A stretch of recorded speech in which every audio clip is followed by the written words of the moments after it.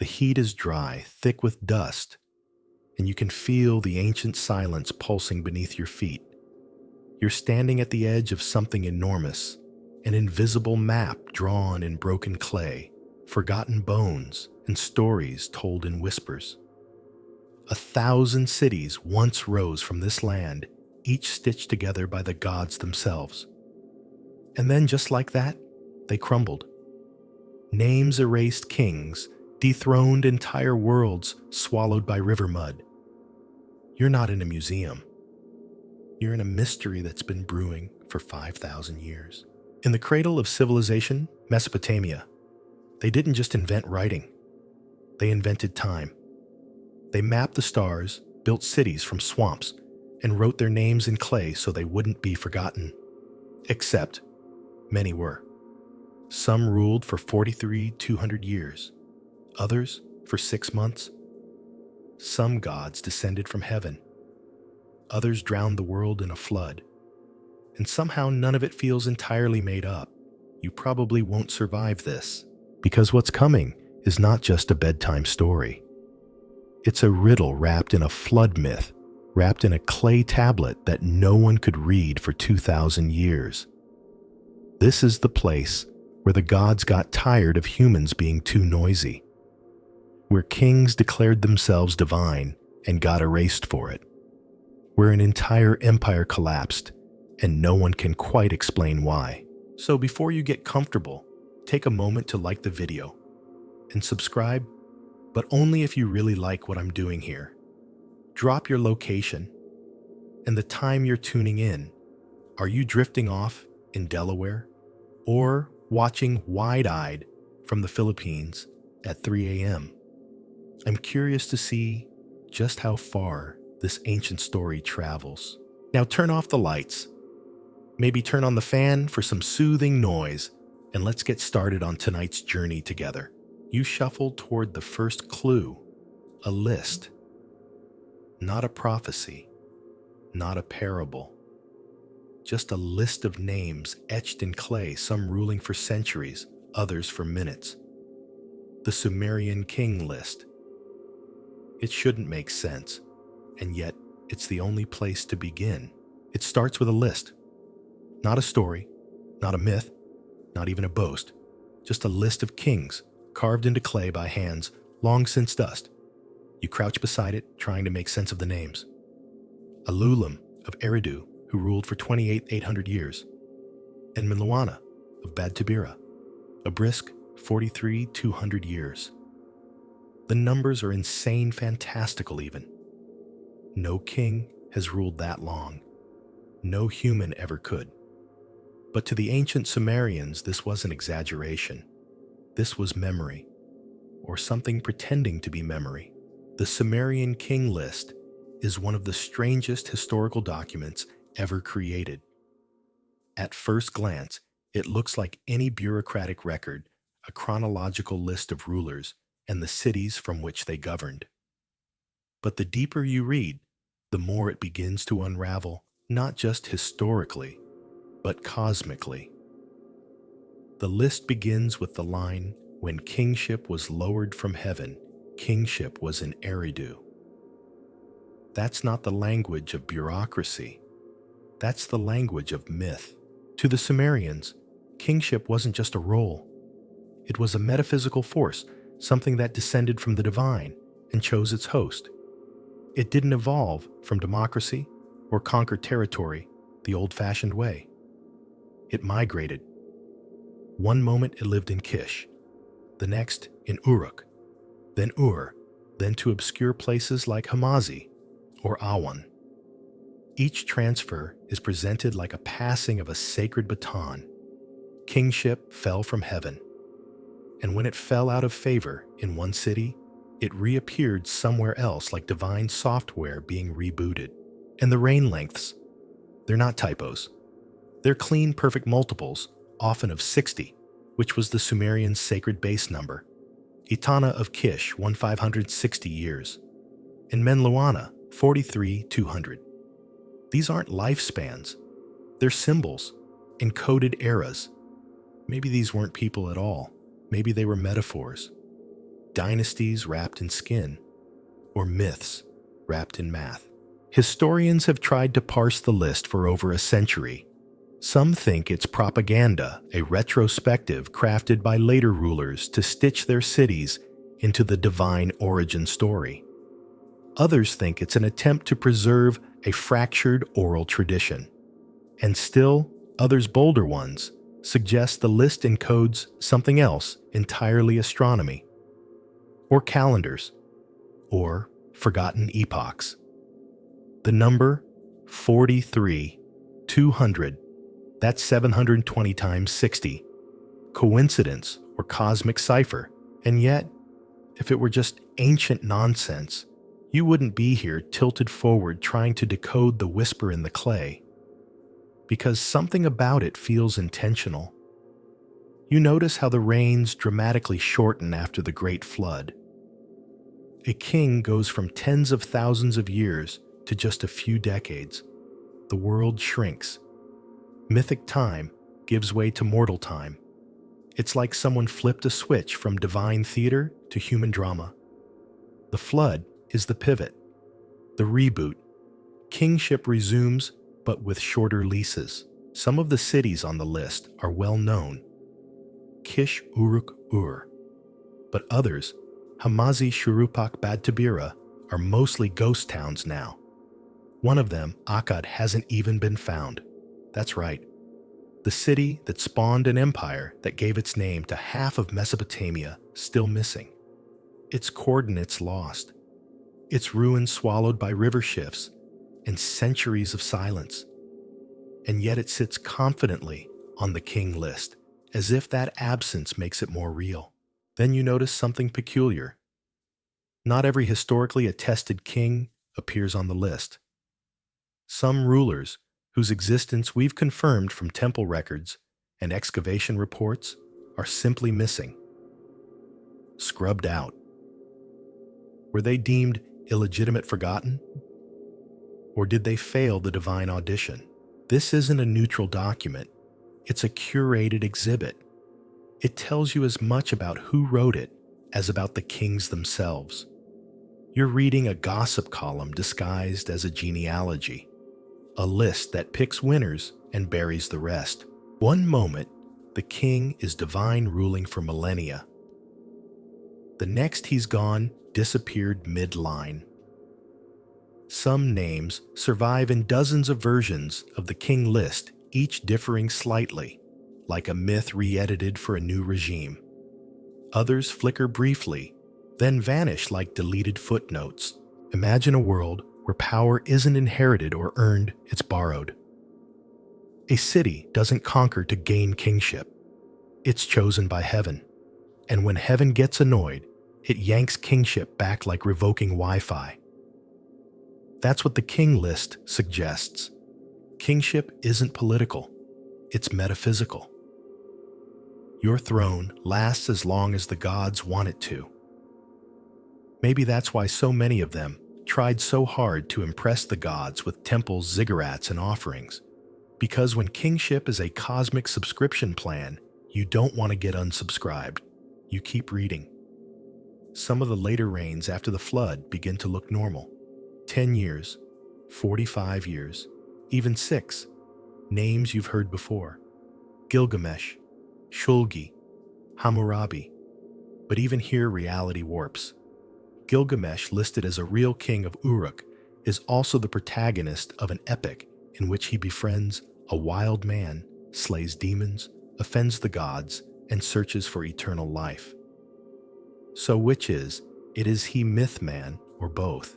That's the brilliance of the Sumerian King List. It doesn't answer. It refuses to tell you where history ends and myth begins.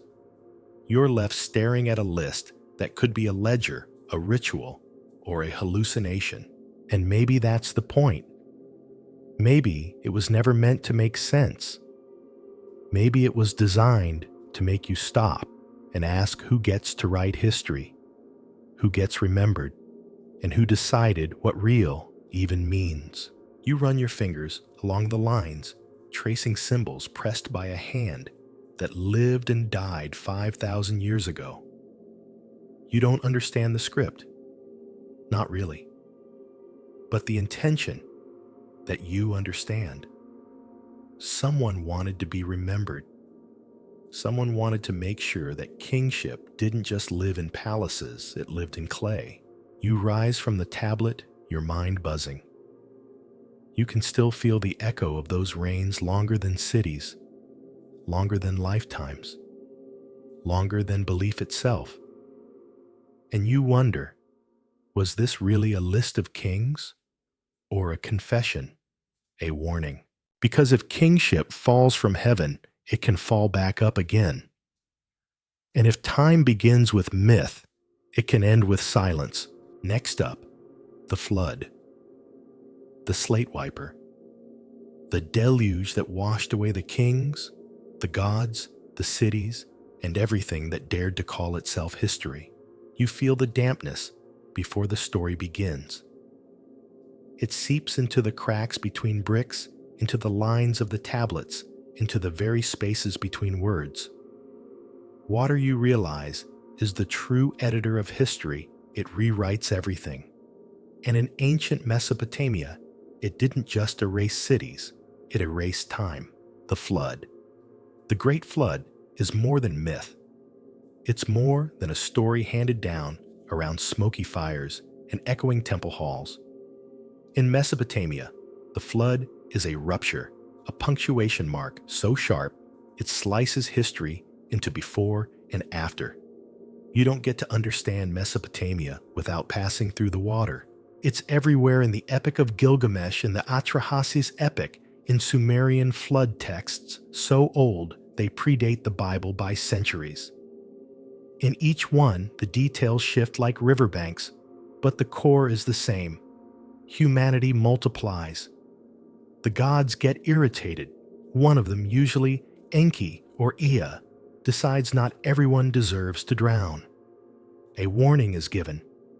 A boat is built. And when the rain stops, one man remains, Utnapishtim Zusudra. Atrahasis names that change, but the shape of the myth stays the same. Sound familiar? Of course it does. This is Noah's Ark, except older, rougher, stranger. This is the prequel that no one told you about in Sunday school. In this version, the gods aren't wise or loving. They're cranky bureaucrats sick of human noise. In Atrahasis, they literally complain they can't sleep because humanity is too loud. And their solution? Genocide by flood. The Mesopotamians didn't write moral fables. They wrote trauma. They didn't ask what's right. They asked what just happened and why did everything break? And the flood was their answer. But was it real? Archaeologists once thought so. In the early 20th century, excavations at cities like Uruk and Shuruppak unearthed thick layers of waterborne silt, sandwiched between periods of human habitation. It looked like evidence of a sudden catastrophic flood. At Shuruppak, associated with Ziusudra, the Sumerian Noah, they found a particularly thick clay deposit dating to around 2900 BCE. For a while, that was enough. Case closed, they said. The flood happened, but the layers didn't line up. Ur showed signs of flooding from around 3000 BCE, Kish from about 2800. No consistent floodplain.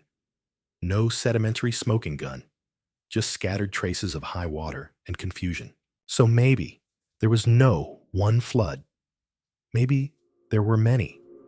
Maybe these stories were the collective memory of centuries of destruction, each one piling onto the next like silt in a riverbed.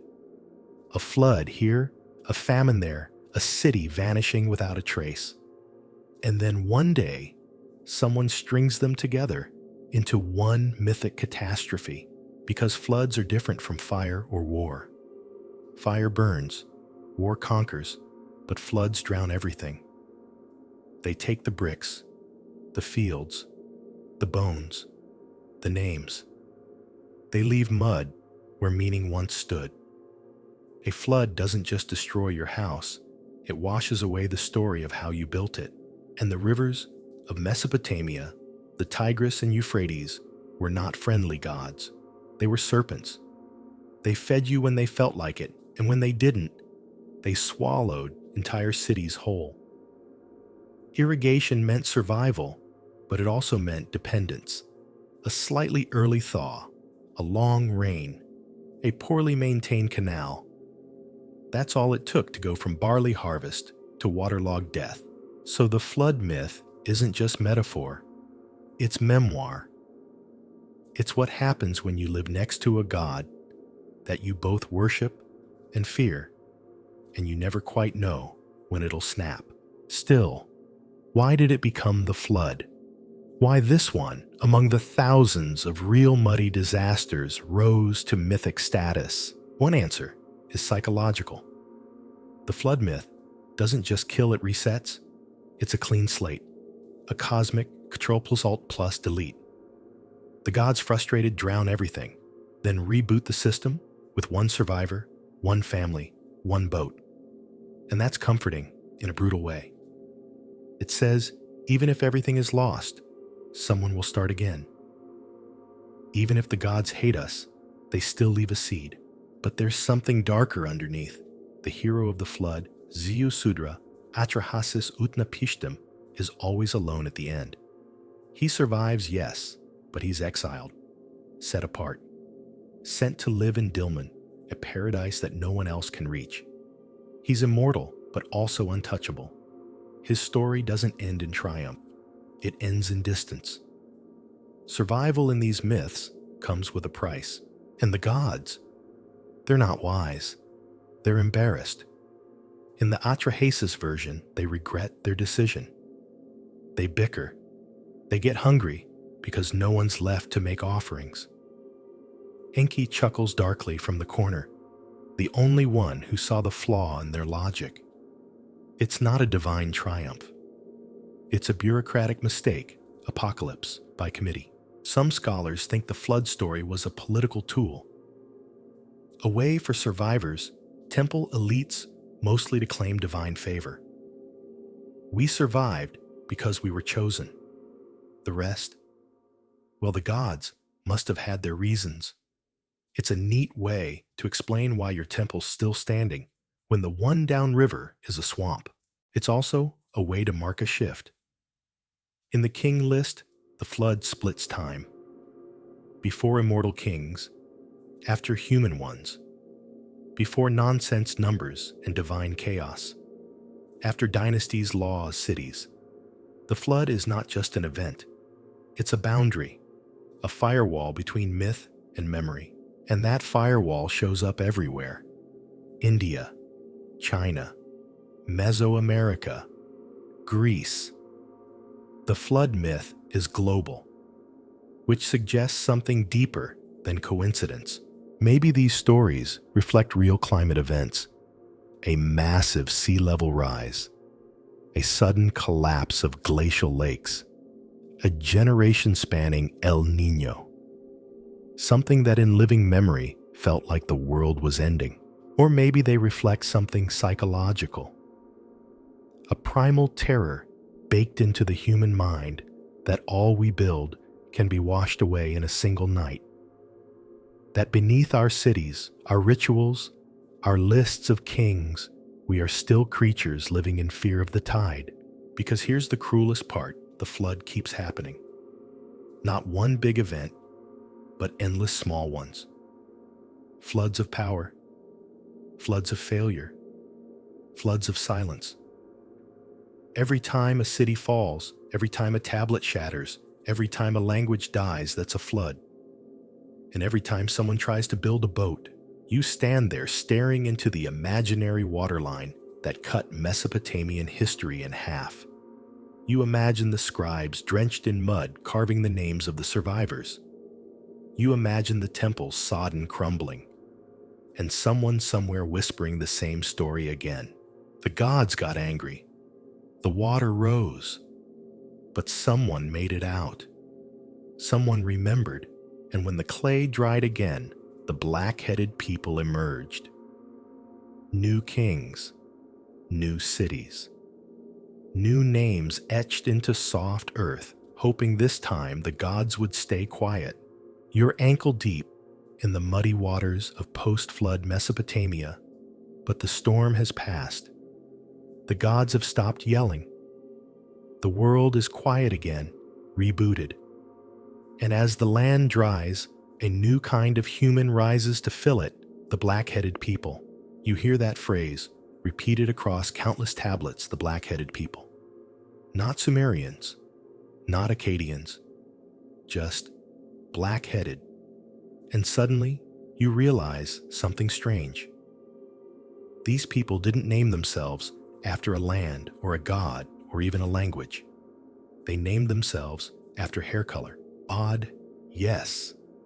But in ancient Mesopotamia, that wasn't just a physical description. It was identity theology and allegiance all tangled into one. The black-headed people appear first in Sumerian inscriptions used by kings, priests, poets, and scribes alike. The black-headed people, whom Enlil gave to me to shepherd, boasts a king. The black-headed people crying out in hunger laments a poet. And always that phrase, like a mantra, like a reminder, we are the black-headed people. Was it a racial term? Probably not. Mesopotamia wasn't homogeneous. The land between the rivers was a crossroad, a collision zone of languages, dialects, and skin tones. Traders from the Gulf, nomads from the steppes, farmers from the north, priests from the marshes. Hair color was just one feature among many, but it stuck. Some scholars believe it was symbolic, black being the color of the fertile soil, the color of creation.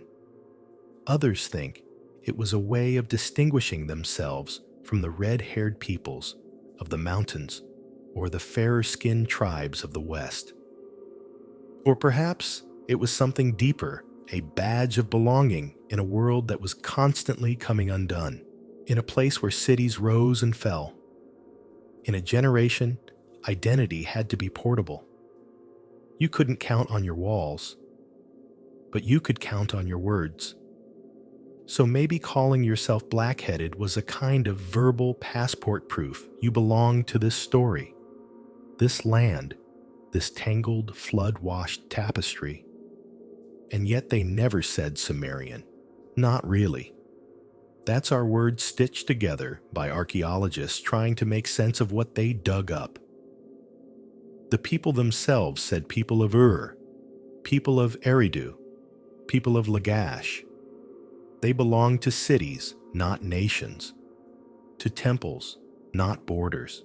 The Sumerians, let's use the word just for convenience, had no empire, no flags, no armies of conquest.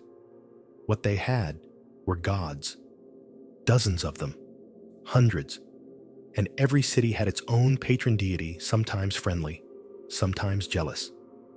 The people of Nippur served Enlil the air god. The people of Ur worshipped Nana the moon. Eridu bowed to Enki god of wisdom and fresh water, and yet they still saw themselves as part of a whole. Why? Because they were all black-headed people. Because the gods were related. The myths shared, the rituals echoed. A vast religious family tree with squabbling siblings and moody divine uncles. And at the center of it all, humans serving, sacrificing, surviving. The phrase also carried legal weight. In royal decrees, laws were issued for the benefit of the black-headed people. In hymns, gods were praised for loving the black-headed people. This wasn't just a poetic flourish. It was a declaration of responsibility. The kings didn't rule for glory. They ruled to care for the black-headed ones, or so they claimed. You imagine a shepherd king draped in wool, standing at the edge of his city's canal, staring out across the barley fields. Behind him, the Ziggurat casts a shadow. Before him, the workers sweat under the sun. He mutters a prayer, not for victory in battle, but for flood control and a good harvest. He rules not by conquest, but by competence. That's the Sumerian ideal, the king as gardener, the king as builder. Of course, not all kings lived up to it, but the phrase remained. Even when the Akkadians took over, even when Semitic languages replaced Sumerian in daily life, the term blackheaded people lingered, like a sacred relic, like a brand that couldn't be peeled off. It echoed even in foreign mouths. Sargon of Akkad, first true emperor of Mesopotamia, claimed to rule over the blackheaded people. He didn't erase the term, he adopted it, subtly, brilliantly.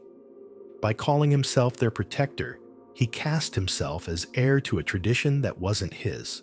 So what did it feel like to be one of the black-headed people? You wake before dawn. You hear the clatter of bronze on stone, the sigh of oxen pulling carts, the call of the market. You smell fish, incense, dust, and clay. You step onto the street, a narrow alley between mud brick houses, each one stacked like a beehive. You pass a tablet maker hunched over his stylus, a priest washing his hands at a basin, a child chasing a goat. All of them black-headed, all of them part of the pattern. You wear a seal around your neck, a cylinder carved with images of your god, your trade, your family name. You roll it onto clay whenever you need to sign something. That seal is your passport, your fingerprint, your soul. And at the center of your world stands the temple. Not just a religious site, but the engine of the city. It owns land. It stores grain. It hires scribes and builds canals. The temple is city hall, library, courthouse, an economic hub, all rolled into one. And it's there, on festival days, that you chant with your neighbors, "We are the black-headed people." You don't think of yourself as ancient. You don't think of yourself as primitive. You think of yourself as normal. You plant your fields. You pray to your gods. You pay your taxes. You watch the sky. And when the river rises, you hope it's a blessing, not a punishment. But deep down, maybe you wonder, why are we called that? Why does it matter? Why does every tablet sing the same refrain? Because to be black-headed is to be remembered. It's to have your name carved in clay instead of washed away in floodwater. It's to be part of something bigger than your house, your job, your king. It's to know that even if the Ziggurat falls and the god statue is stolen, the people remain until they don't. Because eventually, the phrase vanishes. Not suddenly, but slowly, like a river changing course. As Akkadian becomes dominant, as empires rise, as cities crumble, the term black-headed people fades. New rulers use new phrases. New scribes write new prayers. And the flood returns not of water, but of forgetting. You stare at the last few tablets where the term appears. The lines are shaky, the words cracked. You can almost hear the scribe hesitating. Should I still write this? Does anyone still say it? And then silence.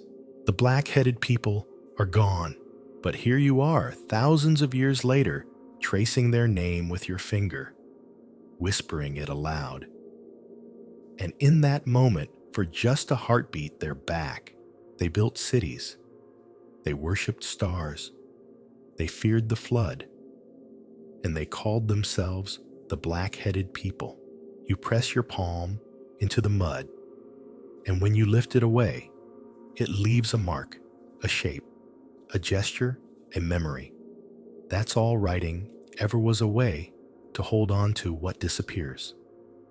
And in ancient Mesopotamia, it began not with poetry or prayers, but with barley. Lots and lots of barley. You're in a room not much larger than a modern kitchen, though it smells like damp earth and ash.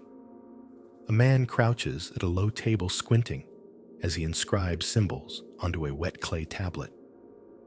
He's not a priest or a poet. He's a bureaucrat, a numbers guy. He's trying to solve a problem, too much stuff. Too many animals, jars, sacks, people, and no way to remember who has what. So he writes it down, not with letters, not yet. The earliest Mesopotamian writing cuneiform begins as a visual code, a triangle for a jar, a circle for a sheep, a wedge for grain. But soon those pictures become abstractions. A triangle doesn't just mean a jar. It means a measurement, a unit, an obligation. And somewhere in all this counting, something happens. The marks stop being just about things. They start representing sounds, words, thoughts. Someone realizes that you can break apart speech itself and trap it in clay. You can write not just sheep, but shepherd. Not just barley, but barley is owed. And not just owed, but by the king. You can almost hear the gasp when that realization struck. That clay could store not just lists, but meaning. Cuneiform is born. And like everything else in Mesopotamia, it spreads fast. The stylus, the sharp reed cut into a triangle, is your new paintbrush. You press it into soft clay over and over, not drawing, but pressing. Wedge by wedge, line by line, you teach the earth to speak. And when the tablet dries in the sun, your words are fossilized, permanent, or so you hope. At first, only a few people know how to do this. Scribes. Elite specialists trained in tablet houses bent over rows of soft rectangles for hours at a time. Their hands blister, their backs ache, but their minds sharpen. They're not just copying data. They're creating a new kind of memory, because now the past isn't a whisper. It's a tablet. You don't need to remember the king's grain decree from last spring. Just check the archive. You don't have to trust a merchant's word. Just roll the seal, match the script. And slowly, something extraordinary begins to happen. Writing born from bookkeeping starts to stretch its legs. The scribes get bored, or curious, or ambitious. They write hymns. They record court decisions. They pen letters between kings. They copy myths, epics, omens, curses. They invent literature. They write the world into existence. You sit down beside a boy, barely a teenager, scratching syllables into a practice tablet. He's copying a proverb. A loving heart builds the house. Below it, he scribbles another, "Don't spit into the wind." Then a third. The dog's tongue is long, but it cannot speak. He smiles as he writes it. He's learning not just grammar, but wisdom, culture, humor. Across the room, his teacher barks corrections. This is not art. This is duty. Writing is sacred, but it's also dangerous.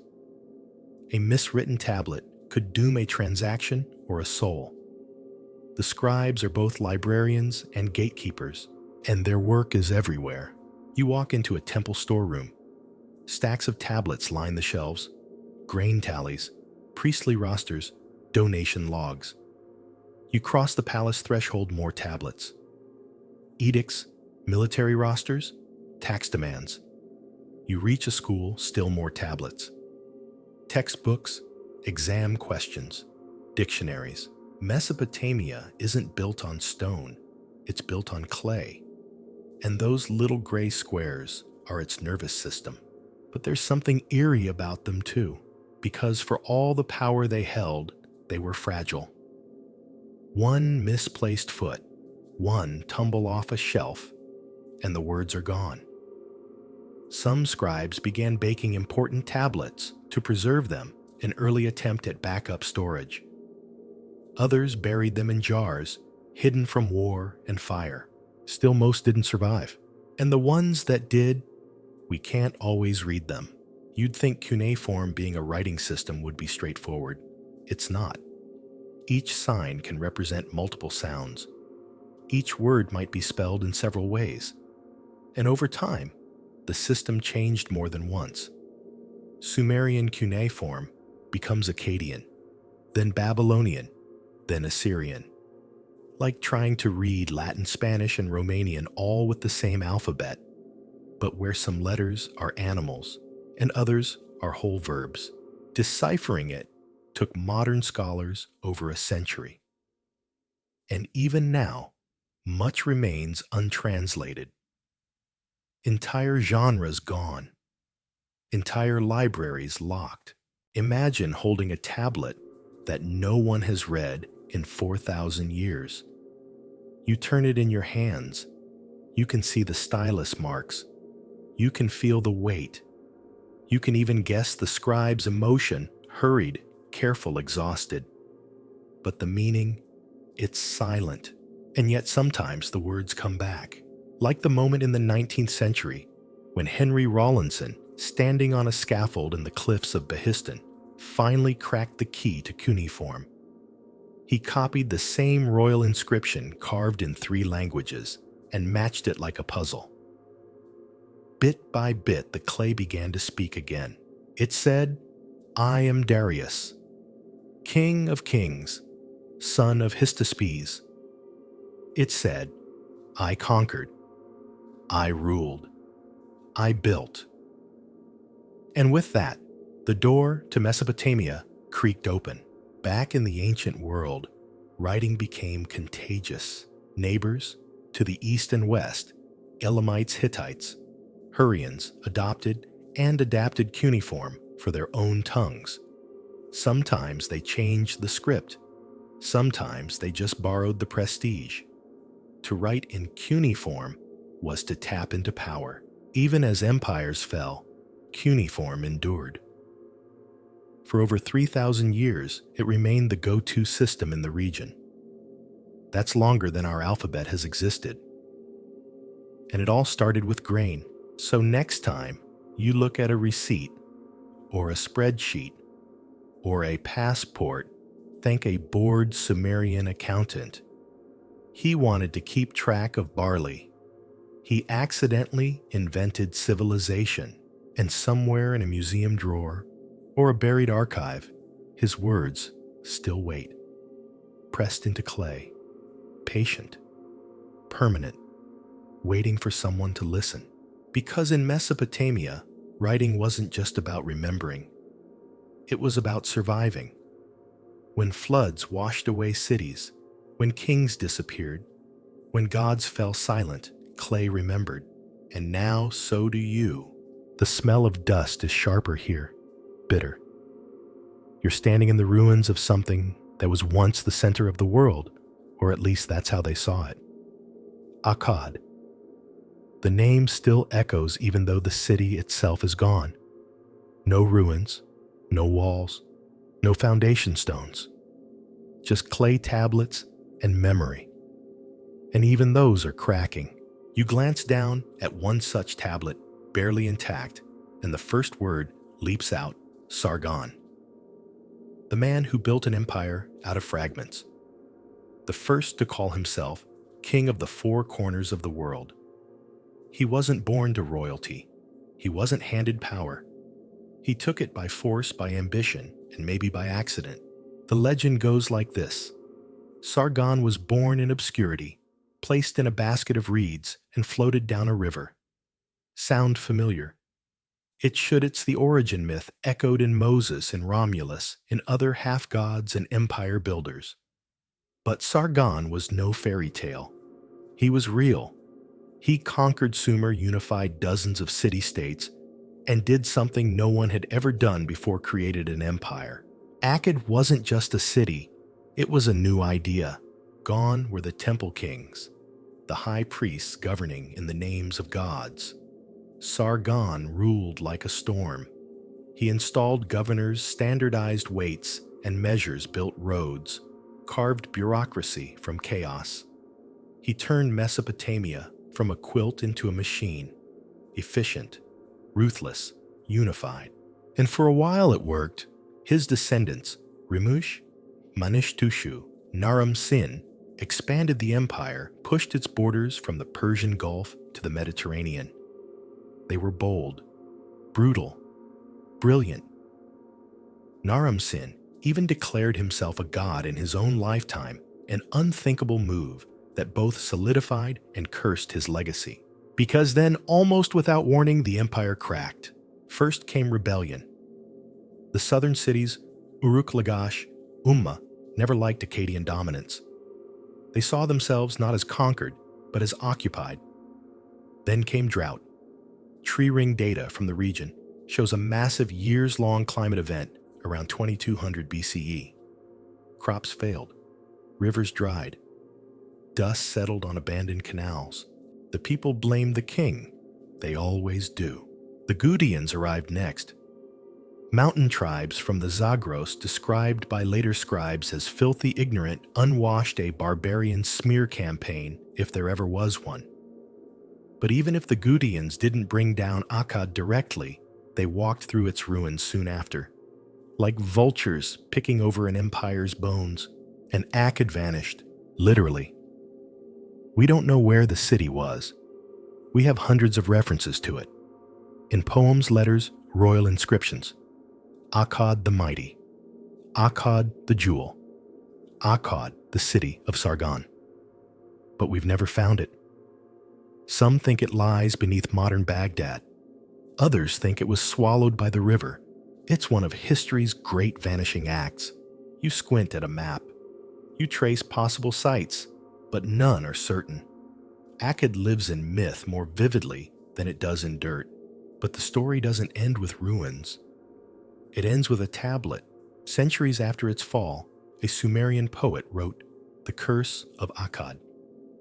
In it, Naram Sin offends the gods perhaps by declaring himself divine, perhaps by attacking a temple. Enlil, the great air god, responds by cursing Akkad. Famine spreads. Trade halts. The rivers run dry. The people starve. The gods abandon the city. It's a masterpiece of retrospective storytelling. A way to turn disaster into lesson. A morality tale carved in clay. It even ends with a chorus-like warning. This is what happens to kings who forget the gods. Was it true? Probably not. But it was emotionally true. It gave shape to trauma. And in that shape, Akkad lived on, not as a city, but as a warning. The Akkadian collapse didn't end civilization, but it shook it.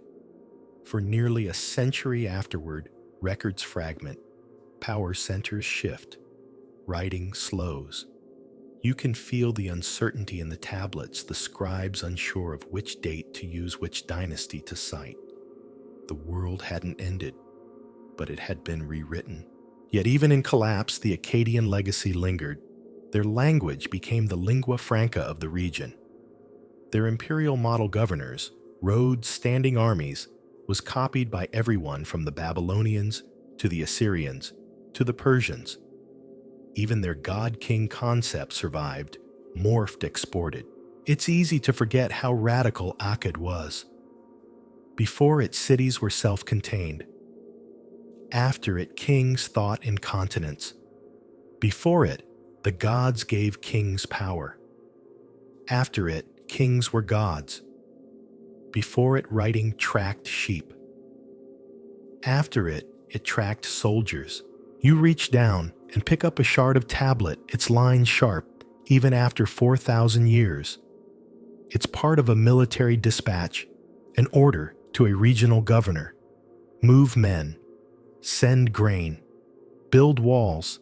It's dry, bureaucratic, utterly human. And it outlived the empire that issued it, because empires fall. But paperwork survives. That's the strange beauty of Akkad. We know it by its echoes. A dynasty that ruled for barely a century, yet reshaped history. A city we can't find, yet one whose name still means power. Even its failure taught lessons about overreach, about drought, about forgetting the gods. You walk away, from the invisible city, your footsteps silent on the dust. You wonder how a place so large could disappear so completely. But then again, maybe that's the final lesson Akkad left behind. Even the mighty can vanish. Even gods can be forgotten. Even cities can leave nothing but names. But if you write it down, if you press the stylus into clay, someone someday might read your story again. You don't hear them coming. The texts never describe them clearly. Just shadows at the edge of the empire, a whisper from the mountains, the Gutians. Their name drips from Mesopotamian tablets like a curse. Filthy, lawless, illiterate, demonic. You can practically hear the scribes clutching their styluses in horror. But then again, history is written by the ones with better clay. The Gutians arrived during the collapse of Akkad, sweeping down from the Zagros Mountains like a dust storm no one saw coming. Who were they? That's the problem. No one knows for sure. They didn't leave writing. They didn't build palaces. They didn't even seem interested in founding a civilization. They left no statues, no temples, no heroic inscriptions. But somehow they took over. The records. What little there are say the Gutians ruled Sumer. Not for a year or two, for nearly a century. They toppled the remnants of Akkad, inserted themselves into the king lists, and ran Mesopotamia badly, if you believe the locals. One ancient text calls them people who know no barley or writing. Another says they acted with violence but without insight. Ouch. Imagine ruling a kingdom and being remembered as the guys who didn't know how bread worked. But stop for a second. What if the Gutians weren't as clueless as the records make them sound? What if the scribes, the priestly elites, the urban bureaucrats just didn't like them? After all, the Gutians were outsiders, nomads, mountain people. They probably spoke a different language, worshipped different gods, dressed funny. And worst of all, they didn't use tablets. That last one is crucial. If you don't write, you don't get to explain yourself. And the people who do write, they get to define who you were. Forever. So maybe the Gutians weren't barbarians. Maybe they were just inconvenient. You imagine them entering a ruined city walls, half-fallen ziggurat-scorched markets, empty. The Akkadian governors have fled. The temple staff have gone silent. And into this chaos walks a band of horse-riding warriors with no idea what to do next. They're not here to govern. They're here to survive. And maybe reluctantly they become kings, or maybe not even that, because there's debate among scholars whether the Gutians actually ruled a unified kingdom at all. Some think they were scattered war bands filling the vacuum left by Akkad's collapse. Others suggest they became mercenaries serving whoever paid best. And still others think the Gutian Dynasty was a retroactive invention, an easy scapegoat for everything that went wrong. Blame the Gutians. When the canals broke, Gutians. When the temples lost power, Gutians. When kingship looked weak and fragile, Gutians. It's almost comedic if it weren't so tragic. The King List calls them the scourge of the land. But in the same breath, it admits they ruled. One Gutian king even has a name, Eridu. Say that 3 times fast. He claimed to have conquered Elam and rebuilt temples. Not bad for a supposed barbarian. And yet even his inscriptions are weird. Fragmentary, sloppy. Almost like someone was trying to mimic Akkadian form without understanding it. Or maybe they just didn't care. Maybe they were trying something else entirely, governing, without the pomp, ruling, without the rituals. You crouch beside a fragment of a Gutian-era tablet, one of the few we have. The writing is rough. The grammar is odd. but it's there. Proof they weren't just raiders. They had scribes. They had language. They had systems, but then they disappear. Not with a bang, not even with a whimper. One day the Gutians are ruling, the next they're gone, replaced by a new power rising from the south, Earth 3, a city reborn, a dynasty proud, and above all literate. And you can bet your last shekel that the scribes of the III had opinions.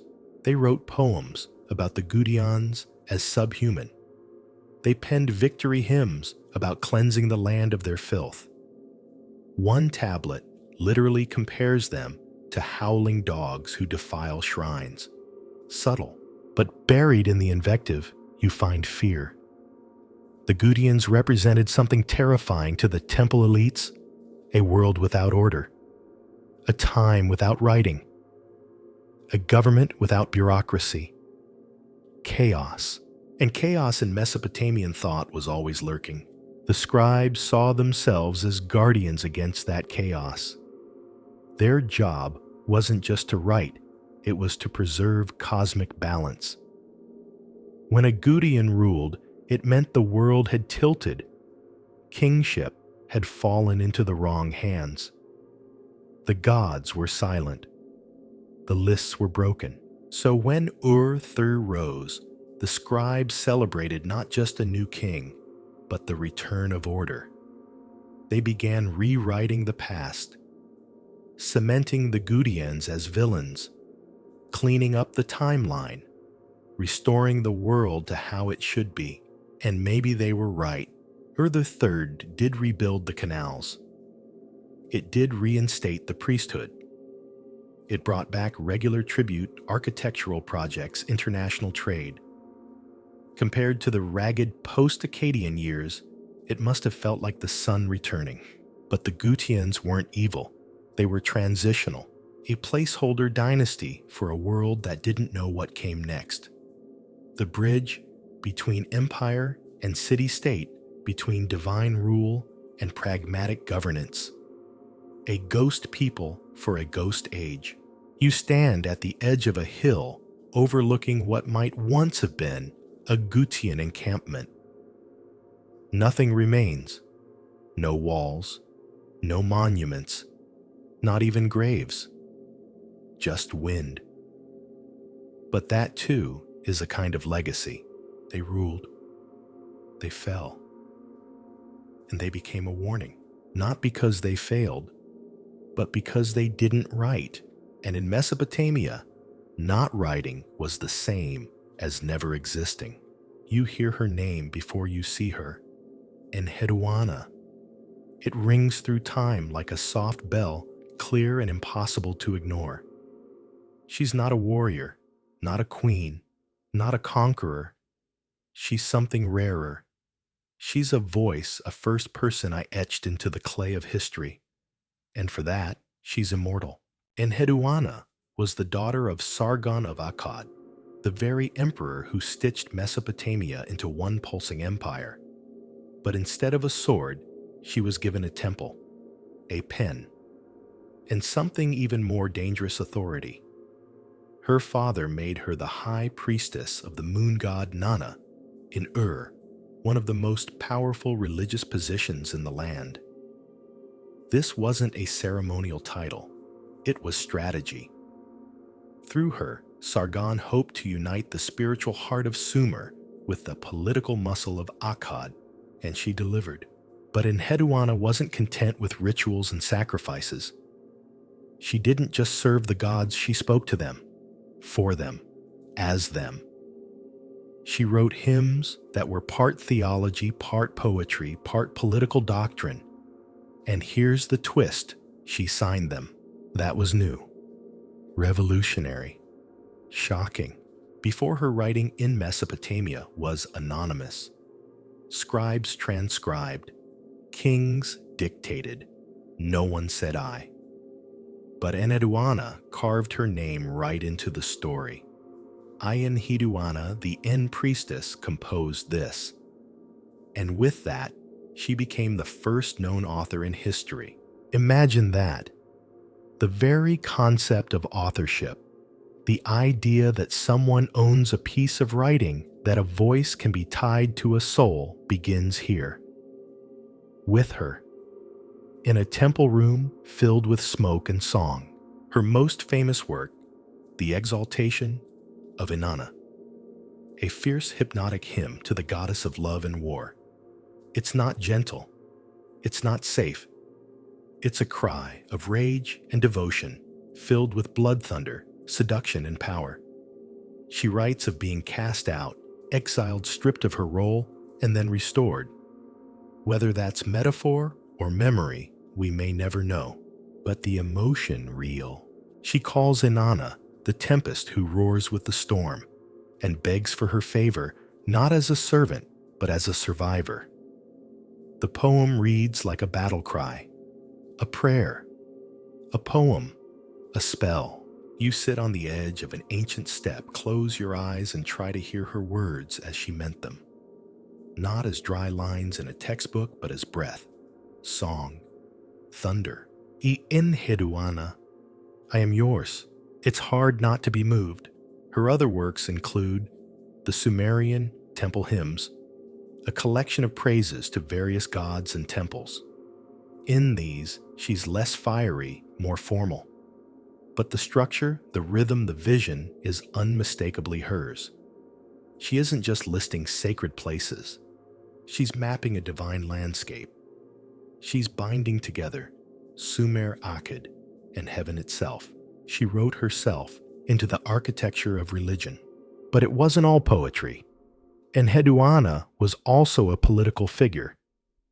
As high priestess of Nana in Ur, she acted as a kind of cultural ambassador.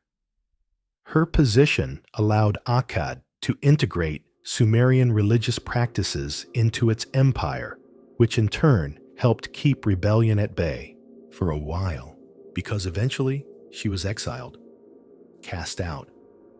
Why, no one's sure.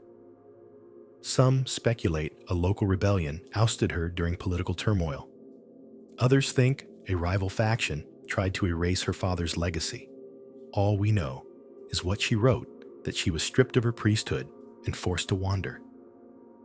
She describes being pushed into the desert, crying out to Inanna, begging to be seen again. And eventually she was restored, reinstated, reaffirmed. It reads like a hero's arc: fall, exile, redemption. But it also reads like something more intimate, a woman struggling for her place in a world of shifting power. A poet demanding to be heard. A voice that refused to vanish. You think about how many voices we've lost, how many women's names were never recorded, how many poems never pressed into clay. And yet somehow hers survived.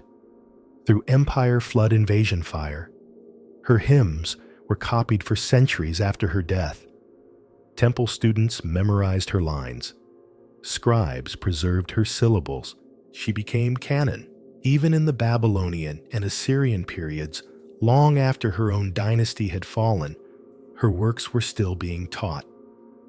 She wasn't just the first. She remained the standard. You walk into a museum hall, past rows of broken tablets, and you see it her name.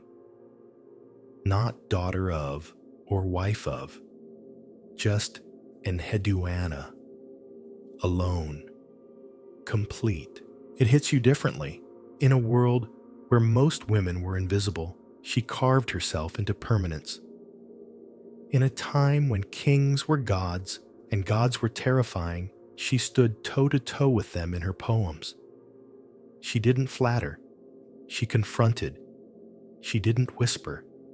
She roared, and then she signed her name. That's the part that lingers, because so much of Mesopotamian writing is anonymous, functional, formulaic. But hers has fingerprints, emotion, echo, personality. I am Enheduanna. It's not a boast. It's a claim to authorship, to identity, to being remembered. And in the end, isn't that all any of us want? To survive the flood, to outlast the king, to be more than a number on a list, to say I was here, I mattered. She did. You descend into the tomb, and the air thickens. Not with ghosts, exactly, though those might be here too, but with something more ancient, more precise. Ritual. You're in now walking among graves that haven't echoed with human breath in nearly 5,000 years. The walls close in around you, and before you, on the floor, lay the remains of a mystery carved in bone, gold, and blood. This isn't just any burial site. This is the royal cemetery of one of the most extravagant and frankly unsettling necropolises in all of Mesopotamia. You wouldn't think that royal tomb and mass human sacrifice would pair well, but here, well, they did. Quite nicely, in fact. Maybe a little too nicely. It began in the 1920s when archaeologist Leonard Woolley sliced into the desert and hit something unexpected, not just individual burials, but pits packed with attendants.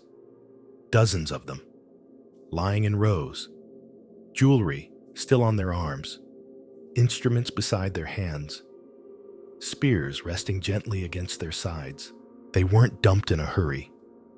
They weren't piled or buried chaotically. These people had been arranged delicately, ceremonially, like actors posed on a stage, waiting for a curtain to rise that never would. Some tombs held as many as 70 attendants. 70. Woolley, stunned, coined the phrase, death pit.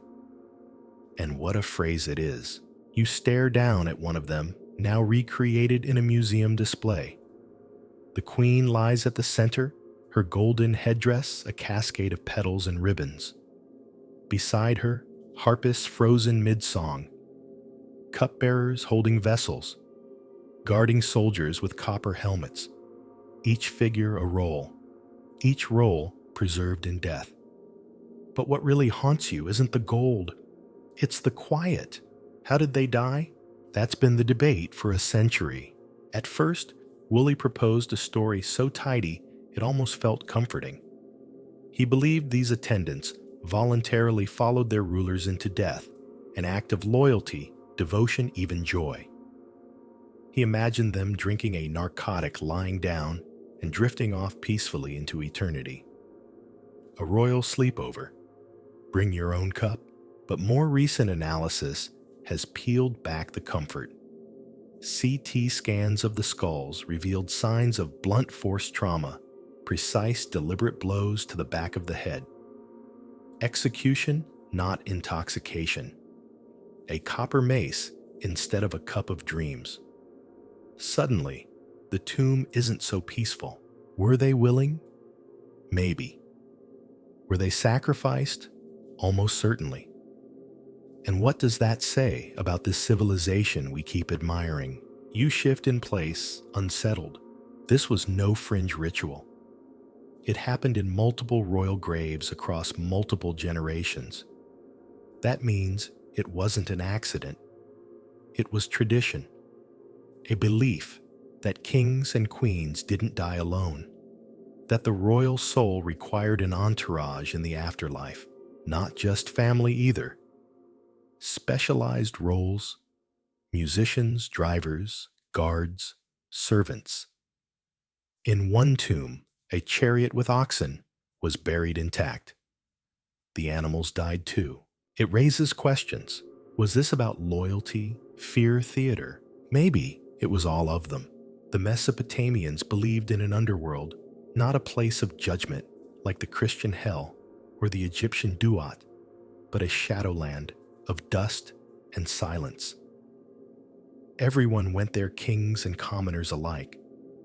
But perhaps if you died well in ceremony, in ritual, in the presence of music and gold, you could retain some semblance of identity, a whisper of who you were.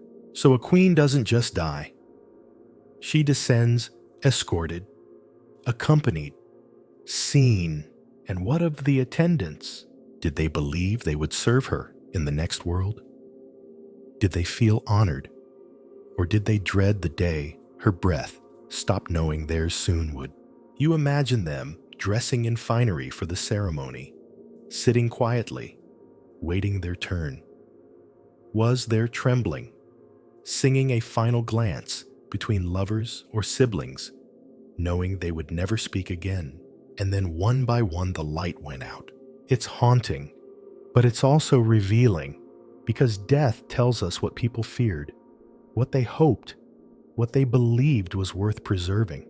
The tombs of Ur show a civilization obsessed with continuity, with performance, with the belief that power, real power, extended beyond life, that a ruler wasn't just a person, but a system, a ritual, an axis on which the world turned.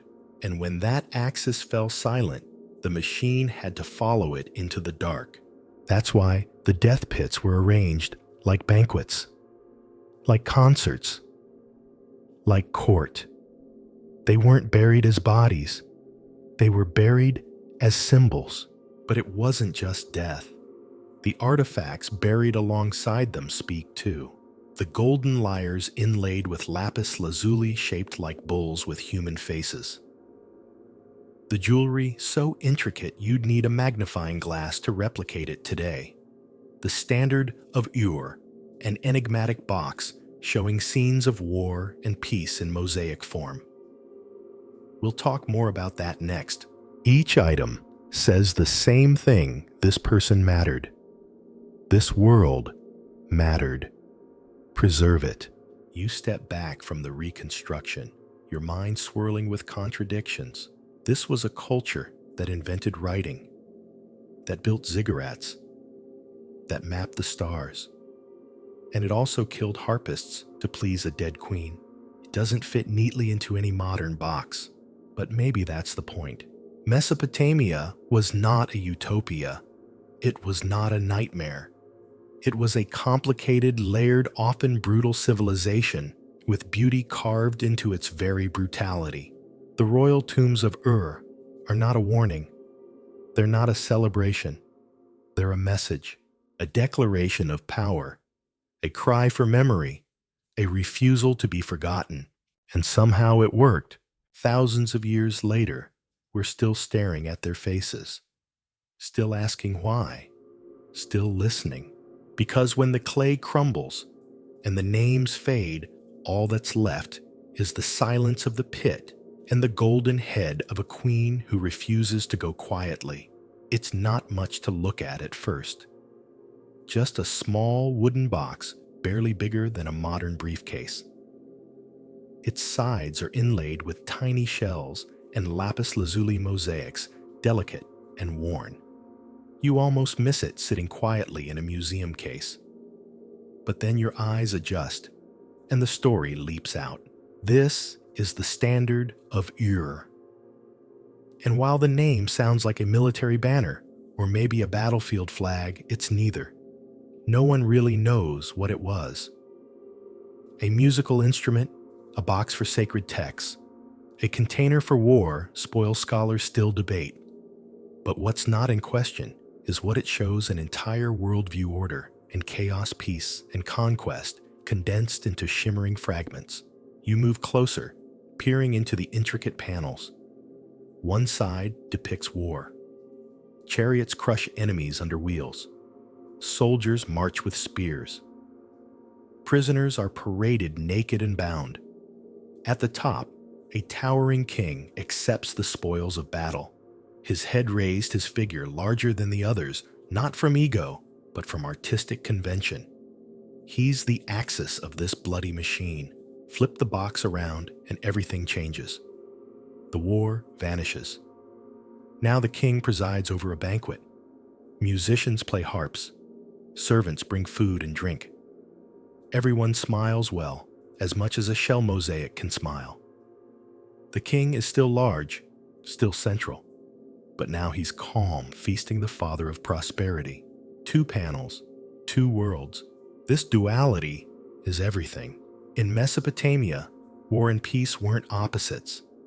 They were a cycle. One made the other possible. War secured tribute and slaves. Peace let you build worship feast. Then the cycle began again. You're not just looking at scenes. You're looking at a political philosophy, a job description for kingship. Rule means violence followed by order. It means crushing your enemies so you can feed your people. It means the king must be both destroyer and protector. And what a king! In both panels, his body language is commanding. In war, he stands tall while others fall. In peace, he sits high while others kneel. He doesn't change, only the world around him does. He is the constant. You imagine the standard being carried before him, not on the battlefield, but perhaps in ceremony, a ritual object, a teaching tool. Maybe young scribes studied it, or priests used it to remind the people who kept the chaos at bay. And it's beautiful, painstakingly so. Each tiny piece, shell, lapis, red limestone, was cut and set by hand. The background is black bitumen, like night sky or void. Against it, the figures shine like stars in formation. It's not just a visual tale, it's a cosmic one. This is not merely history, it's a pattern. That's what Mesopotamian art was about. Patterns, order, systems. Whether in writing, architecture, or visual storytelling, everything had a logic, even war. But here's the unsettling part. The violence isn't hidden. It's front and center. The crushed enemies, the spears, the bound captives. It's not sanitized. It's celebrated. The Sumerians didn't see warfare as evil. They saw it as necessary, divinely sanctioned, a function of kingship. In fact, many kings boasted of conquest, the way modern politicians boast about infrastructure. I built this ziggurat. I planted this orchard. I decimated that rival city. You're welcome. Peace in this model was a reward, a fragile bloom that only grows in soil soaked with victory. You lean in, staring at the smallest soldier in the corner. His foot crushes an enemy's head. His face is blank. That's what hits you next. There are no emotions here. No expressions of fear, pain, joy. Just postures, actions, roles. The standard isn't interested in how people feel.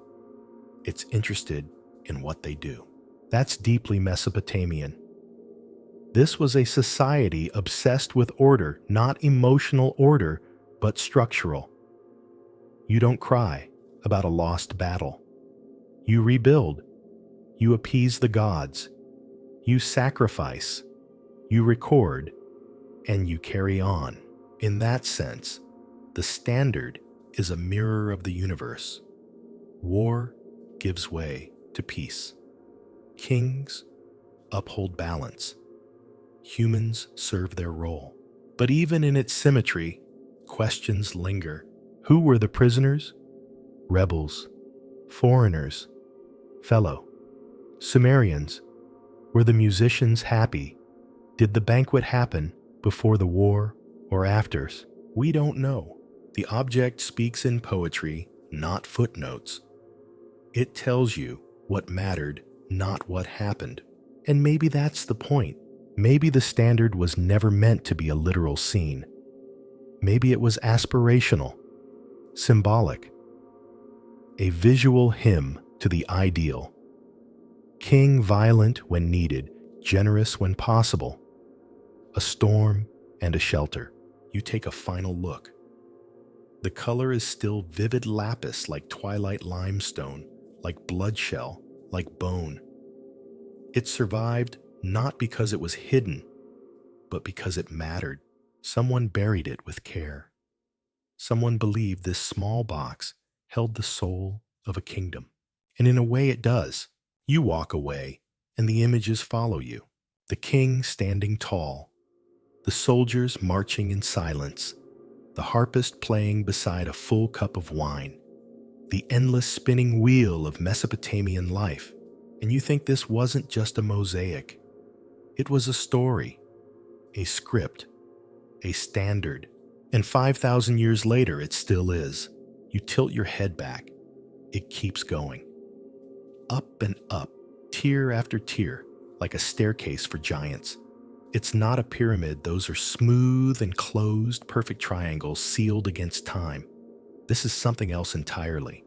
A ziggurat, a layered mountain built from mud and dreams. And in Mesopotamia, they built these to bring heaven just a little closer. The ziggurat wasn't a temple. Not exactly. The actual temple sat at the very top, small, sacred, reserved for gods, and the few humans brave enough to climb that high. What you're staring at is the platform, the cosmic bridge, the man-made mountain, and it's massive.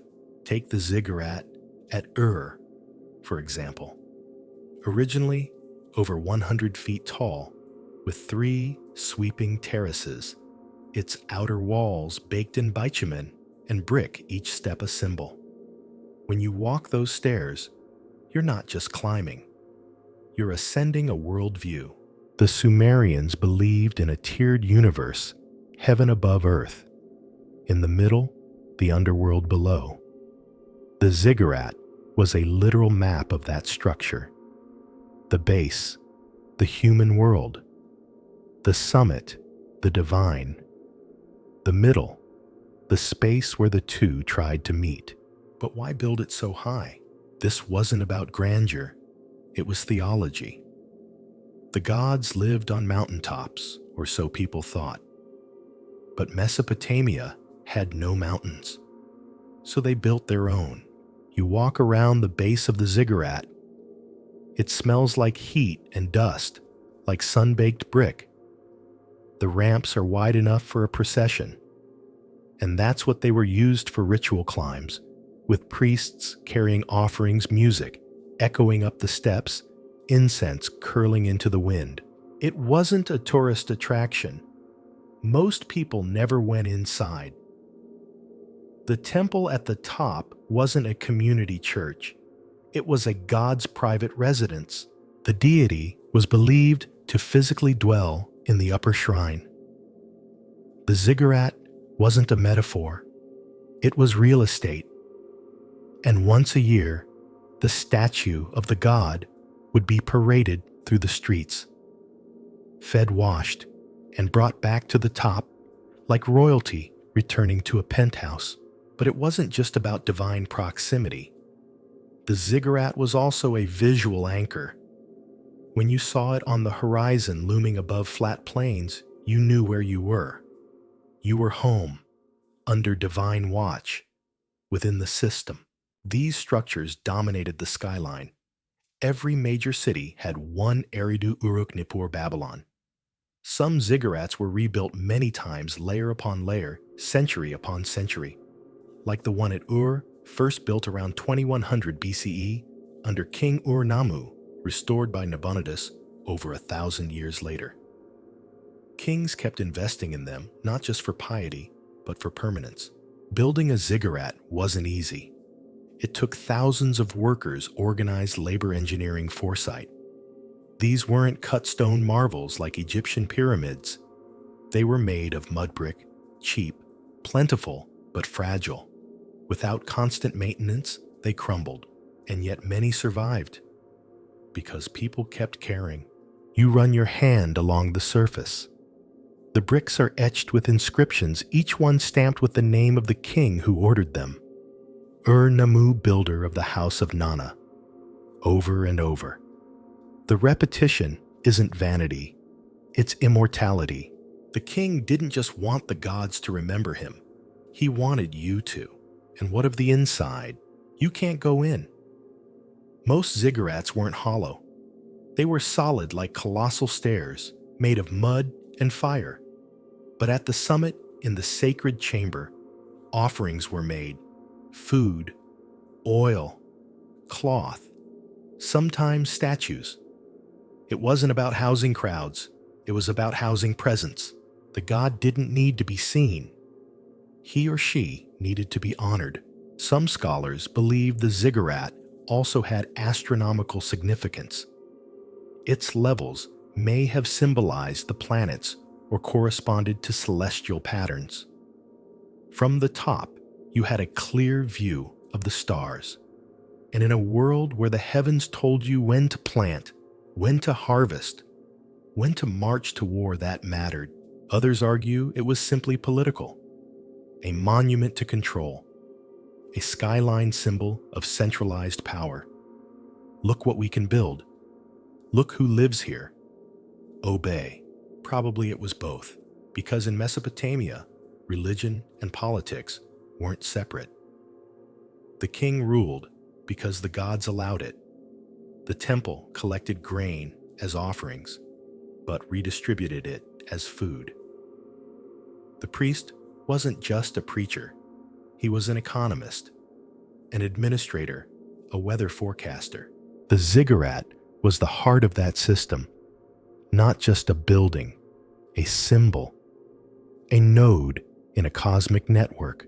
And then there's the shadow. It casts long and strange.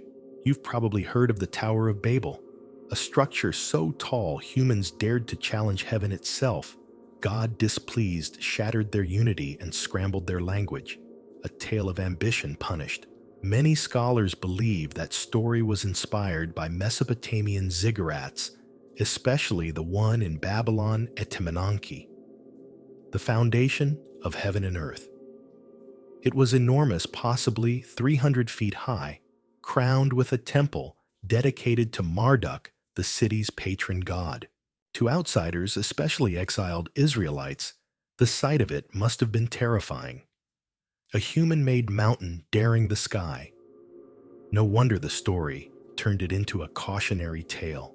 But in Mesopotamia, the ziggurat wasn't blasphemy. It was connection. It said, we belong in this universe.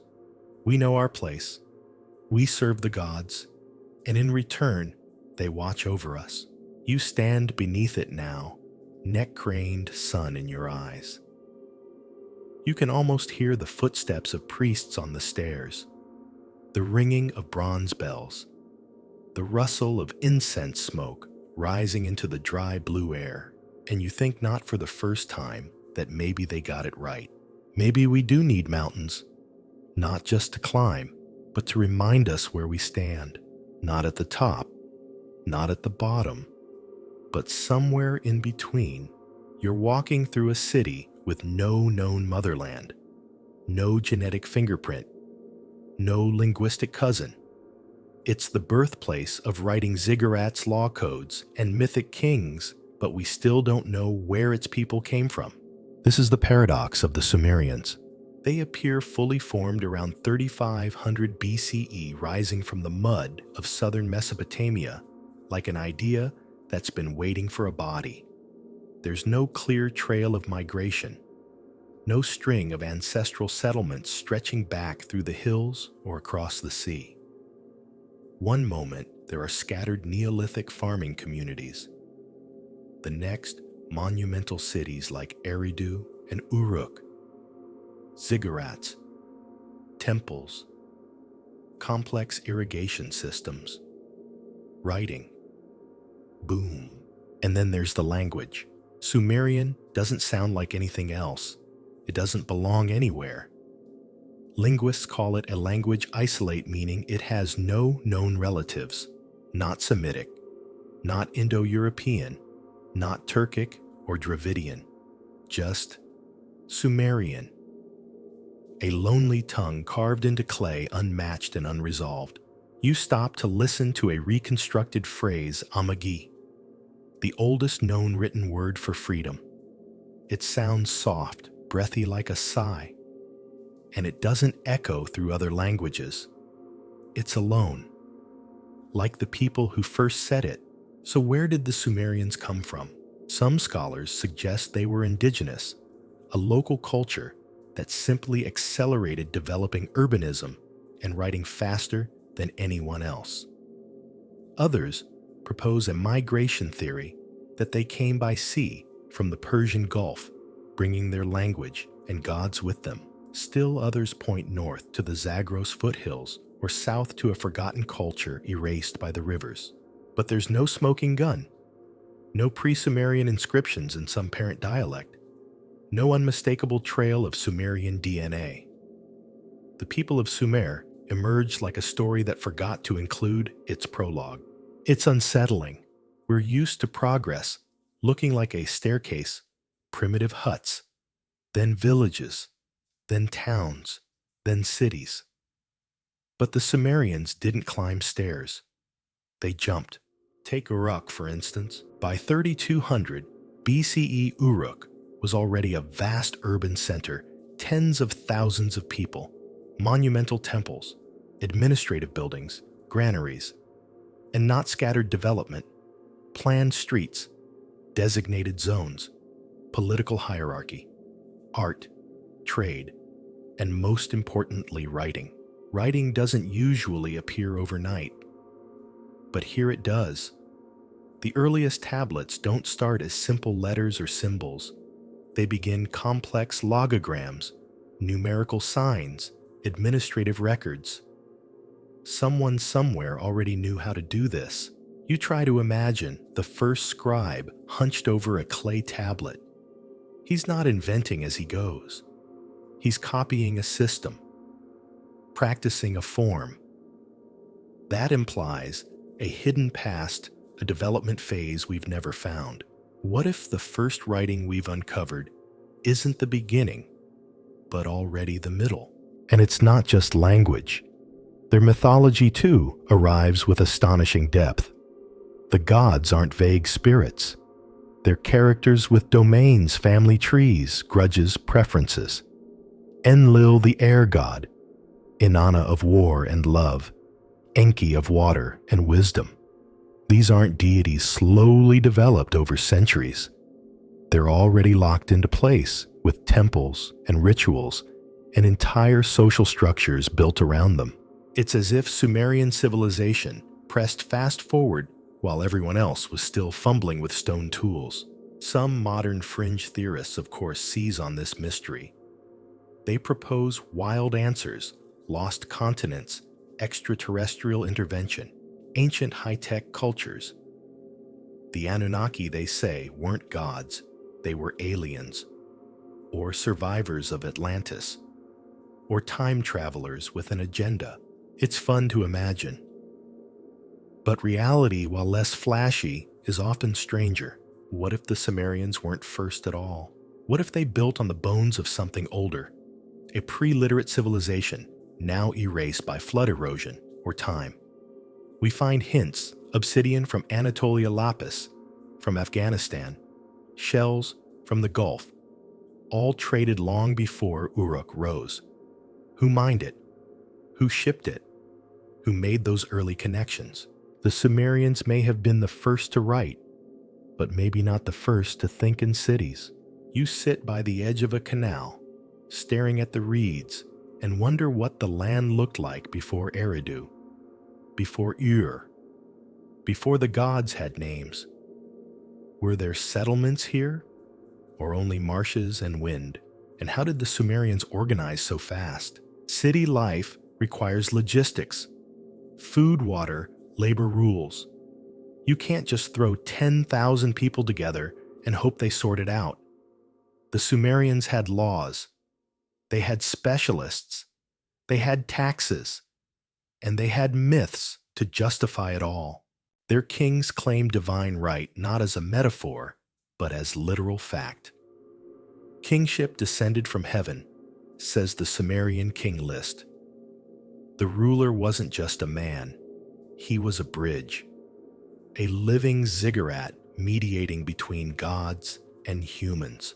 That belief stabilized their society and justified their hierarchies. If you're just a farmer hauling grain, you might grumble. But if the king is Enlil's chosen, you obey. They also used narrative to explain their world. Flood myths, creation stories, divine cycles. These weren't bedtime tales. They were political tools. They told you where you came from, who was in charge, and why your suffering might have purpose. That's the brilliance of the Sumerians. They didn't just build cities, they built meaning, and then slowly they faded, not in one dramatic collapse, but in a series of small shifts. The Akkadians rose and absorbed their language. Later dynasties copied their scripts, but changed the words. Eventually, Sumerian stopped being spoken, but never stopped being written.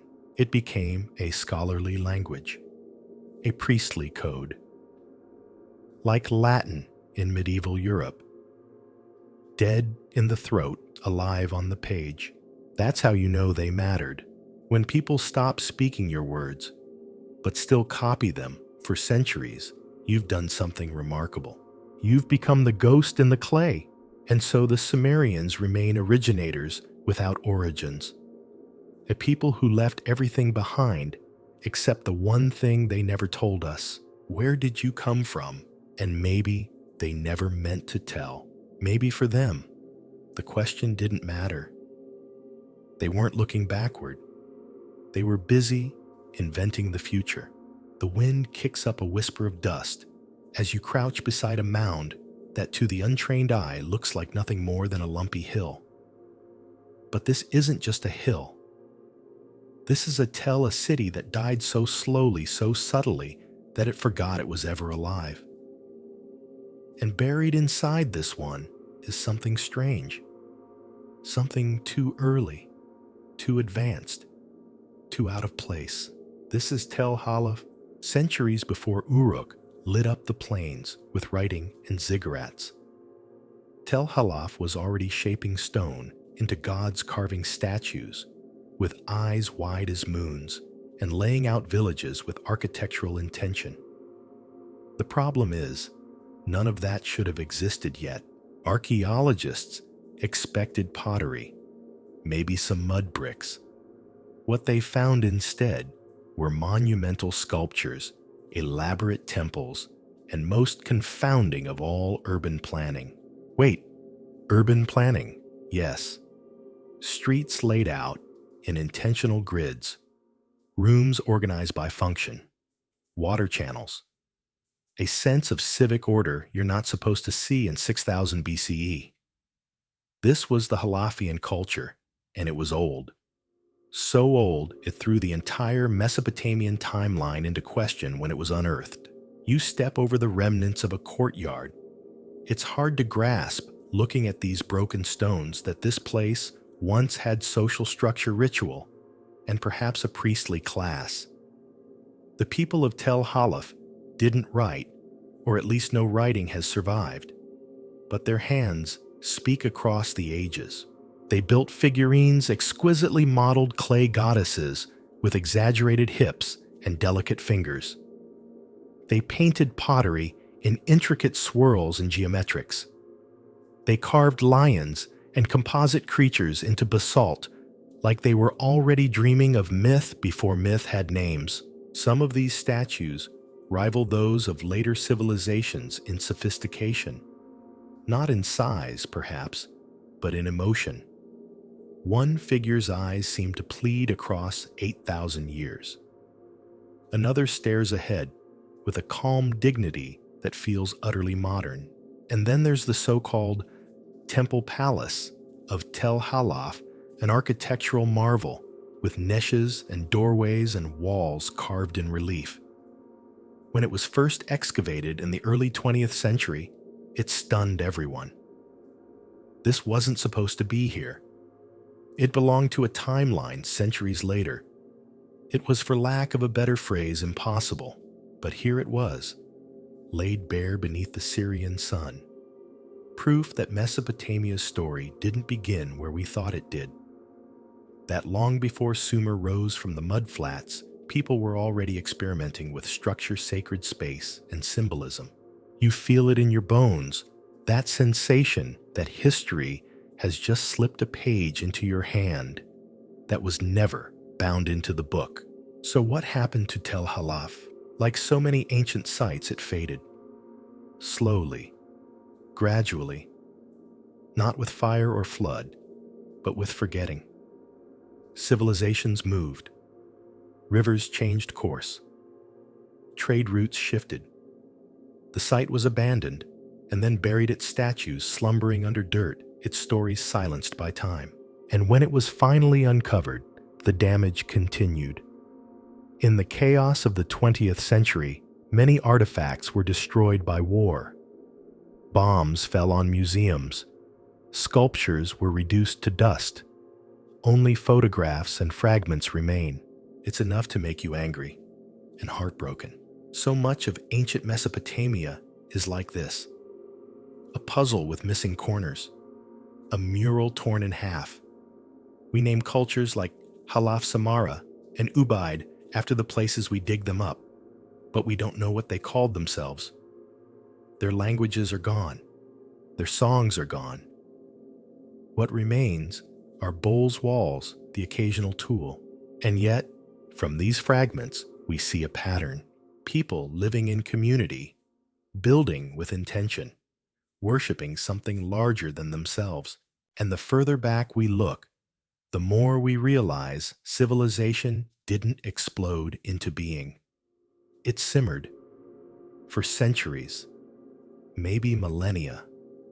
Long before Sumer invented writing, the soil was already rich with stories. It's tempting to think of prehistory as a void. No records, no rulers, no relevance. But Tel Halaf and sites like it remind us that history is not just about who wrote it down. It's about who built the stage. The Sumerians may have been the first to write, but they stood on the shoulders of these early city builders, these potters, these sculptors, these silent architects of the impossible. You walk along the dig site now, mostly restored, mostly empty. And it feels strange to know that people lived here 5,000 years before Hammurabi, before Babylon, before even the idea of kingship. You picture a child crouched over a piece of painted pottery, watching her mother cook grain over a fire. You imagine a sculptor chipping away at a lion's mane. You see a priest laying out stones for a ceremonial hearth. No epics, no law codes, just lives, just humans. And somewhere in those daily rhythms, civilization began. So why don't we hear more about Tel Halaf? Because it doesn't fit the narrative. It doesn't climax. There's no great war, no legendary ruler, no flood to wipe it all clean. It simply existed and then didn't. But if you listen closely, it's still speaking in every temple relief, in every fired shard, in every cracked lion's paw buried in the dust, telling you we were here. We mattered, even if we left no words behind, and somehow that's enough. You stand in the court of Ur-Nammu, and it feels like order is returning to the world. After the chaos of the Gutians and the fading echoes of Akkad, after the long dark, where kingship drifted and scribes hesitated, the III Dynasty of Ur rises like a sunrise over the southern plains, sharp, efficient, ambitious. Ur-Nammu isn't just rebuilding cities. He's rewriting the script. He calls himself the shepherd of the Blackheaded People. He restores temples. He redigs canals. He even dusts off the old rituals and makes sure the gods remember who's in charge, and more importantly, who serves them with proper style. But he doesn't stop there. He writes something that will echo for centuries, the first known legal code. The Code of Ur-Nammu predates Hammurabi's more famous laws by 3 centuries. And while Hammurabi etched his with drama and divine thunder, Ur-Nammu's version is simpler, subtler, but no less revolutionary. You read a translated passage aloud. If a man knocks out the eye of another man, he shall weigh out half a mina of silver. No eyes for eyes here, just compensation.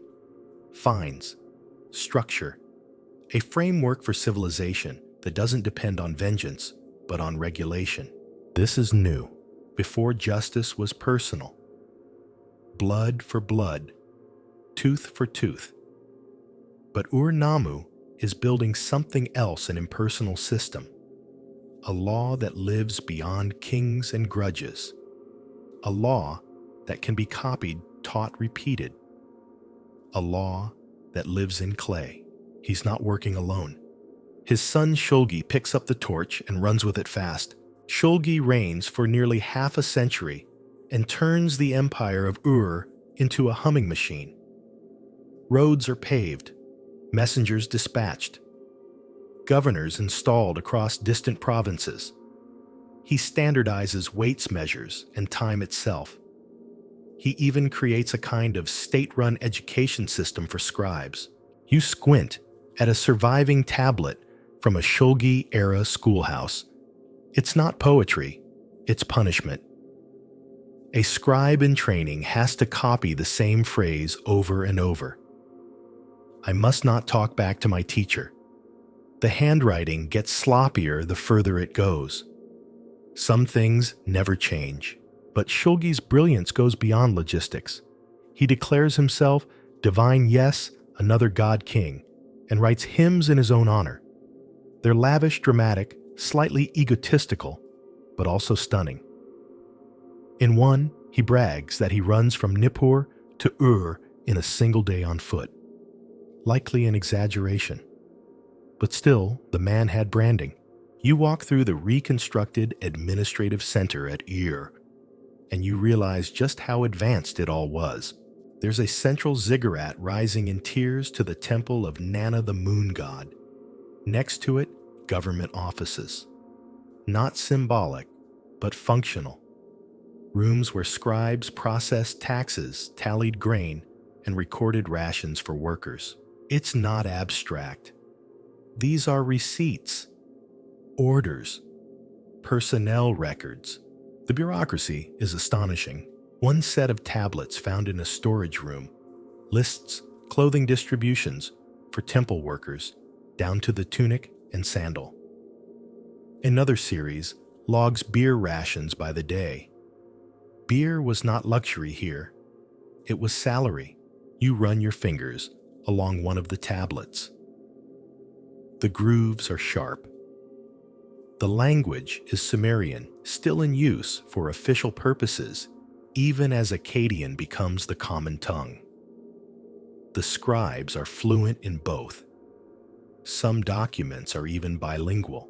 And then there's the architecture. The city of Ur is laid out with intention. Streets, drainage systems, public buildings. You can almost hear the sounds of the city donkey carts, clattering merchants, shouting children, running past market stalls. Life noisy and complex, held together by the steady hum of administration. But even in its glory, cracks begin to show. Shulgi's successors aren't as capable. Enemies press from all sides. Amorites from the west, Elamites from the east. Internal dissent grows. Grain shipments falter. The canals silt up. The empire that once ran like a clock begins to stutter, and then it stops. In 2004 BCE, Ur falls. The Elamites sweep in. The temples are looted. The kingship disappears. But something remarkable happens. The memory of Ur-Thirj doesn't vanish. It becomes legend. Later, kings from Babylon, from Assyria, will look back at Ur-Nammu and Shulgi as models of rulership. Their law codes, their administrative reforms, their very names are copied, emulated, honored. Even when their language dies, their style lives on. That's legacy, not just surviving, but shaping what comes next. You step back from the Ziggurat platform and glance up at the worn brick. The lines are still straight, the corners still crisp. It was built for eternity, and it almost made it. Nearby, in a museum archive, a small tablet sits unread. It's from a forgotten bureaucrat detailing a delivery of barley to a remote temple outpost. Nothing grand, nothing mythic, but it tells you everything. This was a world of systems, of people who believed that if they measured carefully, prayed properly, recorded precisely, the gods would smile, the crops would grow, and the river would stay in its bed. And maybe they were right for a while. The III didn't collapse because it failed.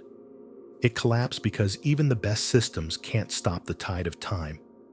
But it left behind more than ruins. It left structure, precedent, a template for what civilization could be. Not just temples and kings, but laws and schools and a little square of clay that says, yes, we counted the barley. You follow the river north, now where the reeds grow thinner and the names start to change. Babylon is still centuries away, but its seed has already been planted in the myths, the language, and the quiet ambition of a region preparing to rise. Mesopotamia's center of gravity is beginning to shift, and waiting at the crossroads of that shift is a name that echoes through legend more than history, Lugalbanda. Who, you ask? He's not a conqueror. Not quite. He's not a prophet. Not really. He's something stranger, half man, half myth. A king who may have lived, but almost certainly never ruled in the way later stories claim. He's best known not for his wars, but for getting lost. Yes, that's right. One of the most celebrated Sumerian royal figures is famous because during a military campaign, he gets sick falls, behind hides in a cave, and vanishes for days, maybe weeks. While his comrades continue the war, he disappears into the mountains, has visions, communes with gods, and somehow returns transformed. You chuckle at the absurdity. Imagine a general in the Pentagon vanishing mid-battle and reappearing a month later with poetry and divine insight. But in Mesopotamia, this was heroic. This was kingly. The tale is preserved in two texts, Lugalbanda in the mountain cave and Lugalbanda and the Anzu bird. And they're weird, gorgeously weird. In the first, Lugalbanda is left behind sick and helpless and prays to the gods. In the second, he helps a mythic bird, a massive lightning-winged creature named Anzu, and is granted supernatural speed and favor. These aren't battle narratives. They're internal journeys. The hero doesn't win by strength, but by patience, cleverness, and reverence. You realize this is Mesopotamian storytelling at its most intimate. It's not about conquest. It's about surviving the in-between. Lugalbanda isn't Hercules. He's not Gilgamesh, his son, according to some traditions. He's quieter, softer, but still divine, because that's the twist. Later kings claim descent from him, most famously Gilgamesh. And through that, they claimed a kind of inherited divinity not through conquest, but through story. A bloodline traced not by war, but by myth. You sit with that for a moment. What does it mean when a civilization grounds its legitimacy, not in battles, but in the dreamlike tale of a man who got lost in the hills? It means that narrative myth symbol, imagination, is central. More than armies, more than laws. Lugalbanda teaches kingship as a journey inward, and he's not alone in this mythic space. He shares it with other strange figures, Dumuzi, the shepherd, Inanna, the queen of heaven, and of course, Gilgamesh himself. In the Sumerian imagination, history was not separate from myth. A king could be both a historical administrator and a supernatural dreamer. You could govern one day and fight sky beasts the next. The Anzu bird, for instance, is no mere metaphor. He steals the tablet of destinies from the gods. He challenges the very fabric of divine control. And Lugalbanda, he doesn't kill him. He helps him. That's rare in ancient epic. Compassion, partnership, with chaos. You picture Lugalbanda crouched beneath the wing of a divine beast whispering words instead of swinging swords. He becomes a king, not by domination, but by empathy. And then when he returns, he doesn't brag. He doesn't rule with vengeance or pride.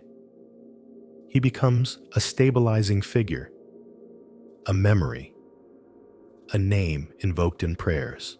Lugalbanda, the faithful shepherd. You pass through a temple precinct where offerings were once left in his name. Not grand statues, just votive figurines carved in humble poses. The people didn't fear him, they admired him. That might be the most radical thing of all. In a world full of violent kings, Lugalbanda is remembered for getting sick, getting better, helping a bird, and coming home. Of course, whether he existed is unclear. The King List gives him a spot. So do the epics. But archaeologically, he's elusive. No dedicated palace, no personal seal. Just stories, which in Mesopotamia often mattered more. You look again at the old clay tablets, their wedge-shaped signs faint under the museum lights. Each one a whisper, a half-preserved verse. Some lines missing, others smeared. But the rhythm still there. Lugalbanda, alone in the cave. He is the prototype for the reflective king. The ruler who listens. The one who doesn't return from his journey unchanged. Later, Babylonian theology would embrace this model. Kings like Hammurabi and Nabonidus wrote of dreams, divine visions, spiritual journeys. They weren't just commanders, they were interpreters of the god's will. That begins here with Lugalbanda. You wonder how many young scribes memorized his poems. How many dreamed of mountains and birds and slow transformations. You wonder how many leaders were shaped not by orders, but by verses. It makes you think differently about what lasts. Battles fade. Fortresses crumble. But stories endure. Even broken. Even partial. Even when the name is barely legible and the character forgotten outside of footnotes. Because in the end, Lugalbanda wasn't the king of a city. He was the king of a certain kind of memory, not the kind you force, the kind you earn, by surviving, by changing, by returning. The sun beats down on the walls of a city that no longer stands, but whose name Uruk ripples through time like an echo that refuses to fade. This is not just a city. This is the city. The one that set the pattern. The one that showed the world how urban life could work. When you talk about civilization, Uruk is always in the room. It was massive. By 3000 BCE, Uruk may have housed 40,000 people, maybe more. It sprawled across hundreds of acres with defensive walls said to have been built by Gilgamesh himself, stretching for miles around the city. Was that exaggeration? Sure. But the fact that people believed it tells you how Uruk felt to them untouchable, legendary, eternal. You step through where the city gate once stood, and already the world feels organized. The streets are deliberate, the layout purposeful. This wasn't a village that grew organically. This was a plan made solid. Neighborhoods arranged by trade, religious quarters, a commercial center, storage buildings, temples, and, at the core, the Enheduanna district. Enheduanna was no ordinary temple. It was a city within a city. Dedicated to Inanna, goddess of love, war, and ferocious contradictions, the complex included shrines, courtyards, administrative buildings, and what may have been the earliest monumental architecture in human history. Some of the columns were built using cone mosaics, tiny colorful clay cones stuck into mud brick walls in geometric patterns. Decoration and structure woven together. You can still feel the energy of the place. Enheduanna wasn't just a religious site. It was economic, political, social. Priests collected grain and redistributed it. Scribal schools operated nearby. Offerings poured in, not only from locals, but from travelers.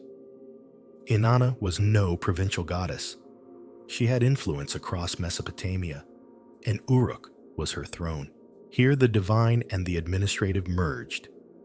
And that's the trick with Uruk. It didn't separate the sacred from the civic. Writing was invented here, not for poetry, but for inventory, for tracking goods in the temple system. The gods wanted offerings, yes, but they also wanted accurate bookkeeping. And what started as counting clay tokens in pouches evolved into proto-writing. Those tokens became impressions. The impressions became symbols. The symbols became syllables.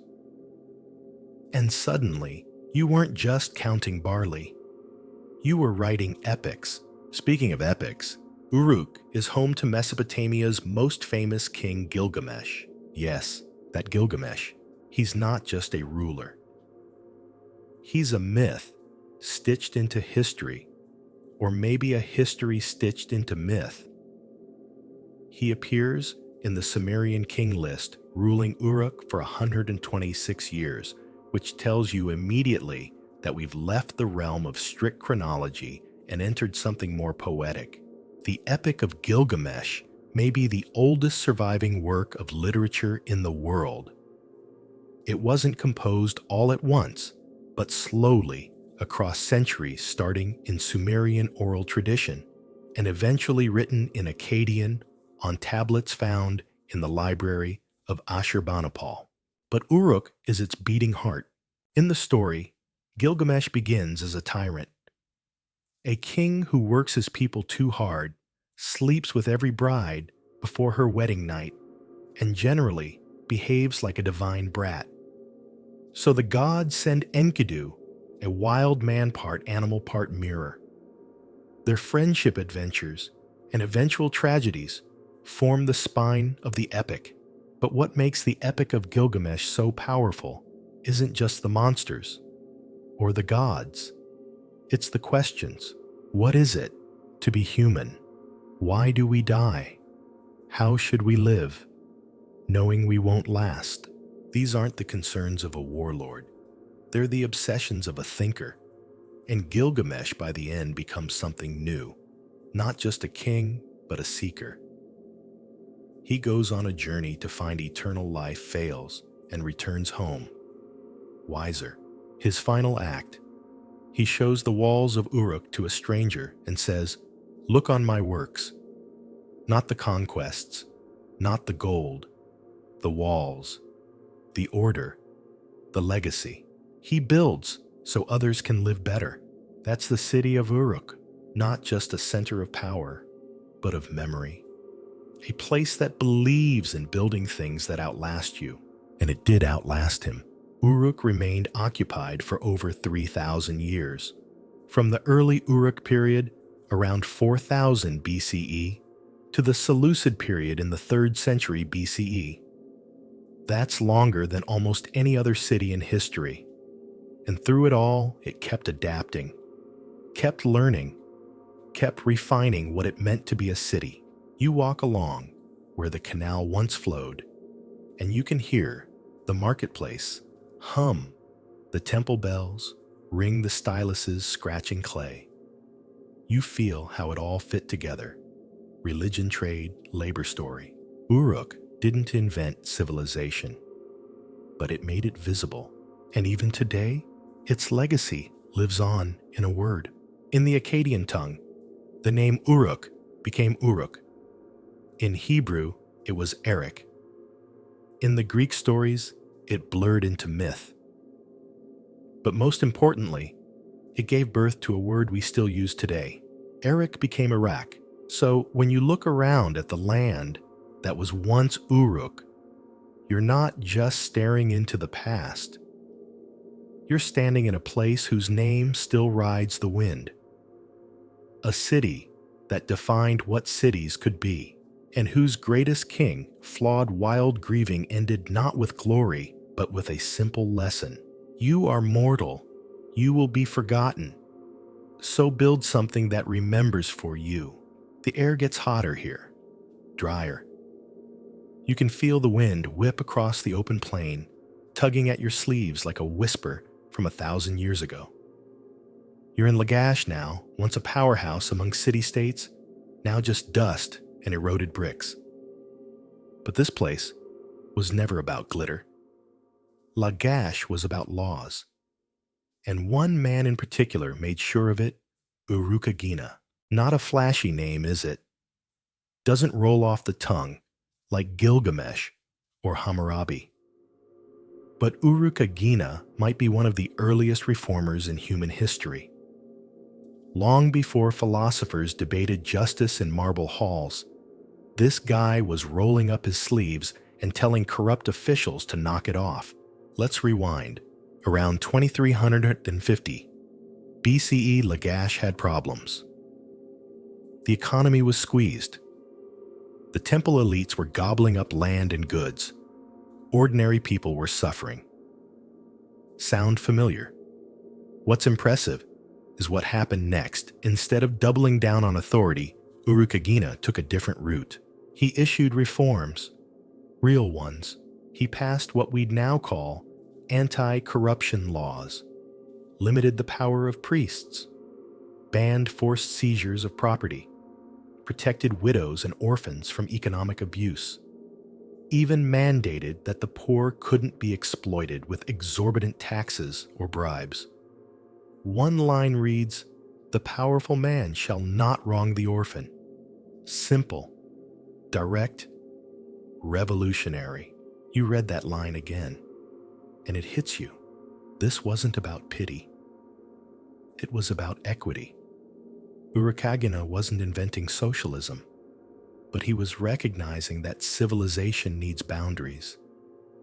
Not just canals and temples, but rules that bind the strong. Of course, these reforms weren't modern in every way. He also reinforced gender roles, temple hierarchies, and elite privileges in other areas. It wasn't a utopia, but for his time, his approach was radical, and we know about it because of a few clay tablets. That's all. No monument, no epic, just lines scratched into earth, testifying to a moment when power looked at itself in the mirror and flinched. Uruk didn't reign long. Enter Lugalbanda. He came from Lagash's longtime rival. And he wasn't interested in reform, he was interested in conquest. He smashed Lagash, dismantled its reforms, and crowned himself king of the land. He boasted that he ruled from the lower sea, the Persian Gulf, to the upper sea, the Mediterranean. Big dreams, but they didn't last. Because just as Lugalbanda was hitting his stride, a new power was rising in the North Akkad, and its king, a guy named Sargon. You already know where this is going. Sargon swept down, crushed Lugalbanda, marched him in chains to Nippur, and kicked off the first true Mesopotamian empire. Lugalbanda became a footnote. Uruk became a whisper. But if you trace the clay records, something strange happens. Lugalbanda's boasts fade. Uruk reforms survive. Later scribes, especially in Babylonian and Assyrian times, referred back to the just king, the restorer of order. Even if they didn't copy his policies, they remembered his tone, his priorities, his courage. You walk through what's left of Lagash crumbling walls, shards of pottery, the outline of an old canal. You pass what may have once been a schoolroom where young scribes learned to draw wedges in clay. Maybe they copied Uruk laws without even knowing who he was. Because the thing about reforms is that they don't always stick, but they do echo. Uruk world was the start of something new.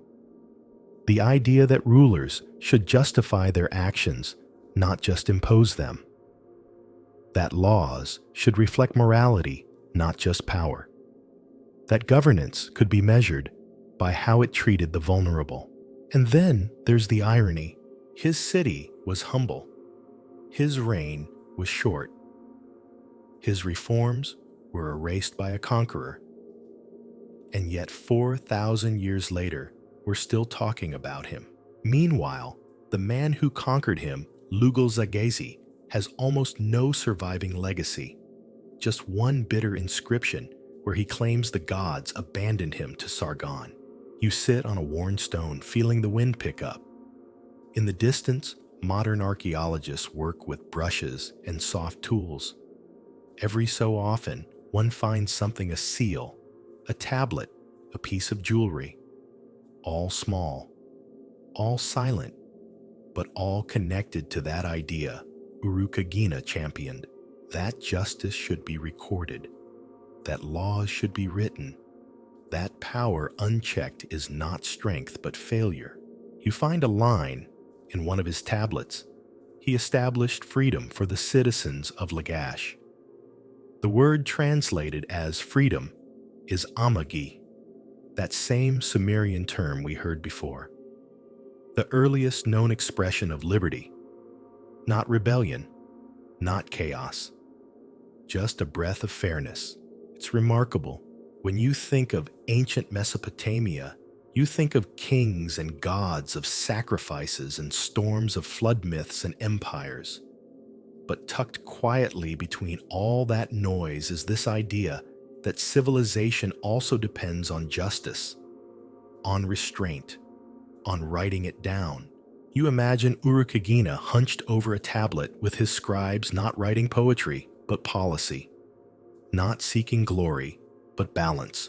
No statues, no divine parentage, just a man with a stylus and a conscience, and that somehow feels even more sacred.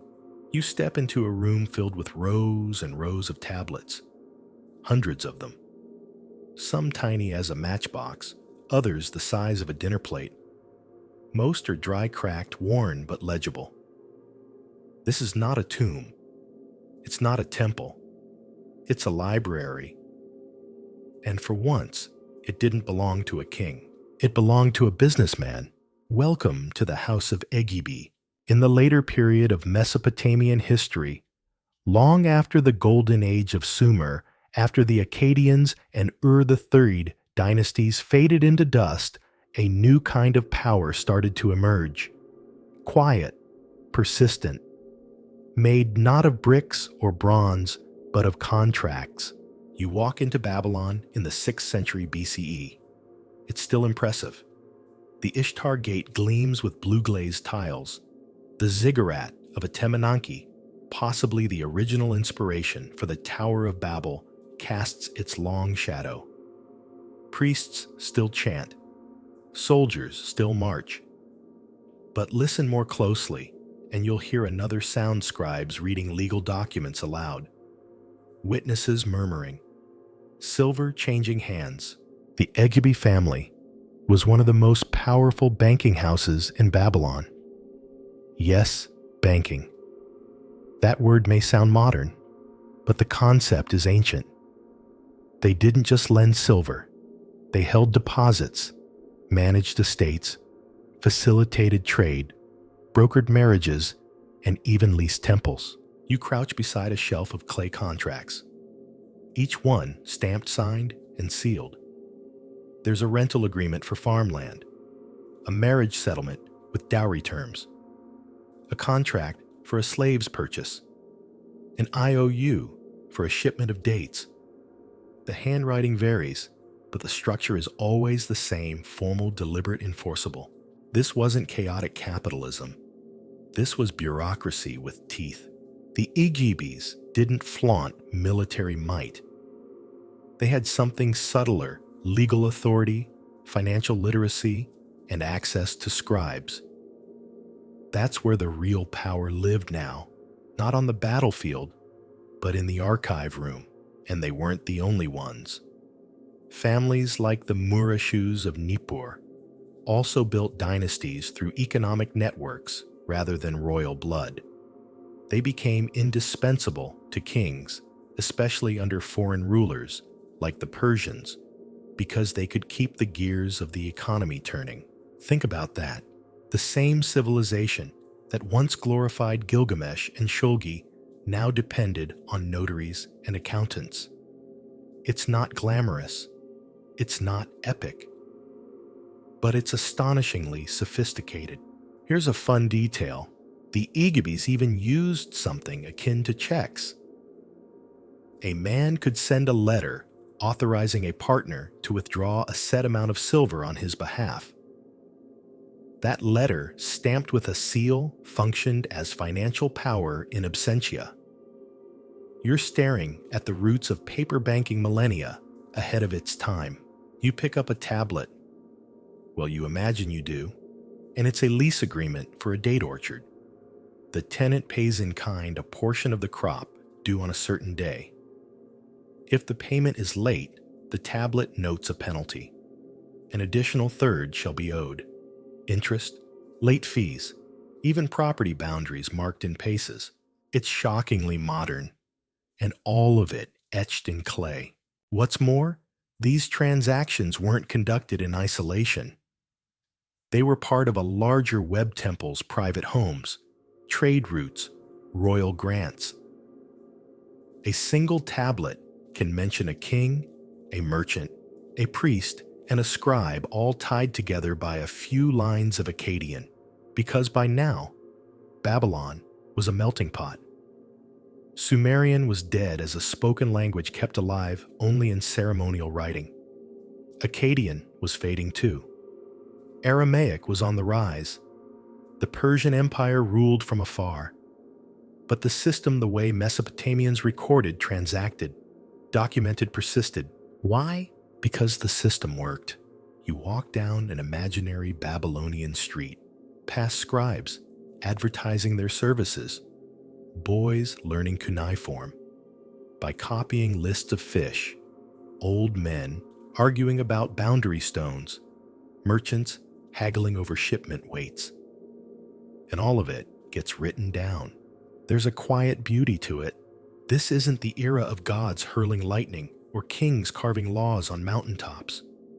This is the age of contracts, of letters, of carefully drawn seals, the human scale. And yet it was fragile. The clay was durable, but the institutions weren't. When the Persian Empire fell to Alexander the Great in the 4th century BCE, the slow unraveling began. Hellenistic rulers favored Greek. Aramaic became dominant. Cuneiform tablets became harder to read. Fewer people learned the old script. The scribes died out. One by one, the libraries went silent. The last known cuneiform tablet dates to 75 CE. After that, nothing. The longest continuous writing tradition in human history, more than 3,000 years old, simply stopped. You stare at the last signature of the last scribe on the last day of recorded Babylonian business. His name was possibly Belapla-Usur. He might not have even known he was the end of a line, and yet here we are, holding his legacy, not in palaces, not in ziggurats, but in clay IOUs, in receipts, in careful wedge-shaped marks that say, "Yes, I was here. I borrowed 10 shekels. I paid them back. Here's the proof." You can't help but smile, because in the end, civilization is not just built by kings and warriors. It's built by clerks, by lenders, by scribes who record the ordinary with extraordinary care. And that's what the Igebe family reminds us. That greatness sometimes looks like a warehouse ledger.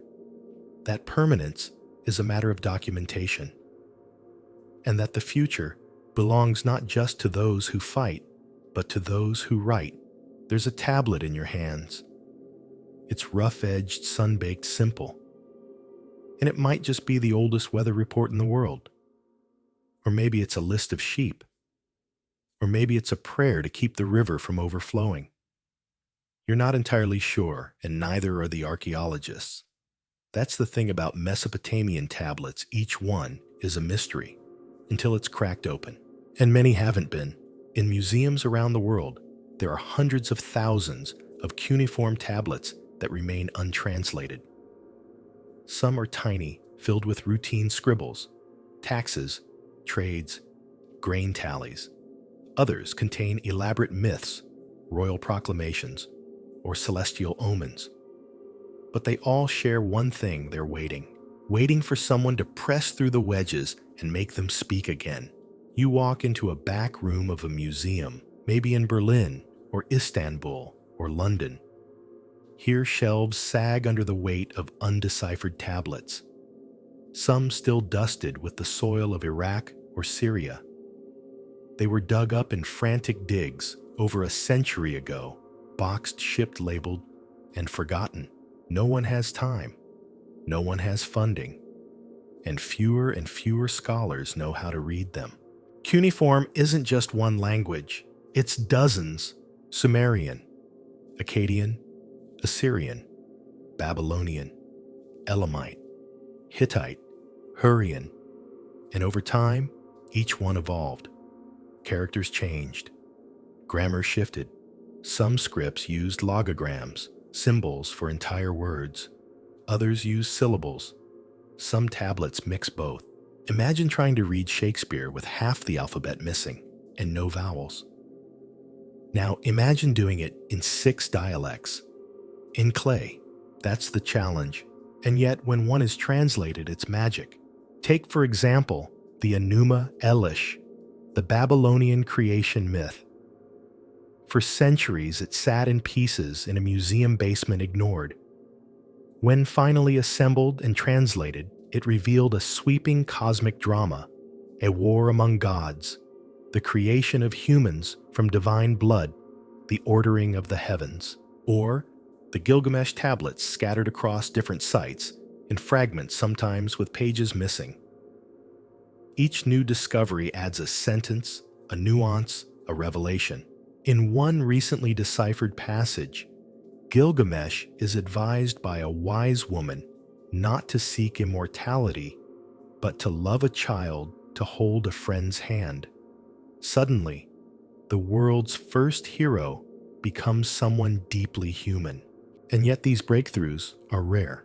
It takes years to train in cuneiform, and fewer than a few hundred people in the world can fully read it. Many are aging. Fewer students are entering the field. Digital tools help, but they can't replace fluency.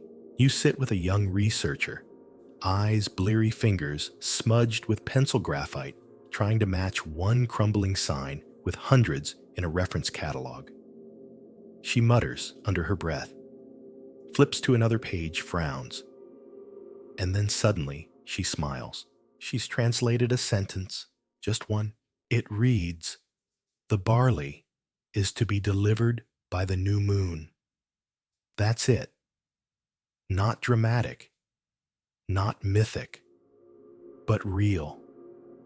A glimpse into a world where time was tracked, labor expected, and life moved according to the stars. That's the paradox of cuneiform. So much effort, so much care for what often seems mundane. But it's the accumulation that matters. One barley receipt is trivial. 100 tell you about the economy. 1,000, and you begin to understand seasons, droughts, social classes, religious obligations. Every wedge tells a story, even the boring ones. And sometimes they aren't boring at all. In 2020, a tablet fragment in a university collection was reanalyzed and found to contain a previously unknown astronomical calculation evidence that Babylonian scholars were using geometric methods to track Jupiter's motion over a millennium before such techniques were thought to exist. You pause. They were calculating planetary motion with math that would not reappear until the Renaissance. How many other tablets are hiding revelations like that? One museum curator confesses, "We have drawers of texts we haven't looked at in decades. They're labeled vaguely, letters various, and no one knows what's in them. There might be poetry in there, personal letters, recipes, prophecies, entire lost myths. One story even suggests that the Babylonian flood myth, the precursor to Noah's Ark, may have had multiple versions, including one where the gods argue about whether to spare humanity, and another where the flood is started by a petty disagreement. We only know this from a single tablet half broken. There's also the unknowns. Tablets written in languages we can't even identify. Scripts that don't match known patterns. A few scholars think we've only scratched the surface of what Mesopotamia had to say. You press a fingertip into the soft impression left by a stylus 5,000 years ago. It's not just a shape, it's a voice, a pause, a breath. The person who made that mark isn't nameless. They were having a day. Maybe their hands were shaking. Maybe they were distracted by a noise outside. Maybe they were worried about grain prices or thinking about someone they missed. That's what the clay remembers. And all over the world, there are tablets waiting to speak again. Scholars are now digitizing them, building open-source databases where students, amateurs, and AI tools can assist in deciphering.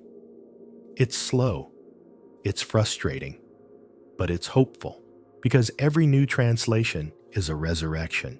Every unread tablet is a story paused mid-sentence. You stand in the storage room one last time, surrounded by rows of brown slabs and the soft hum of quiet potential. These are not relics. They are unread books, and someday someone will finish reading them. You're standing at the edge of Babylon, but it doesn't feel like an edge. It feels like a center.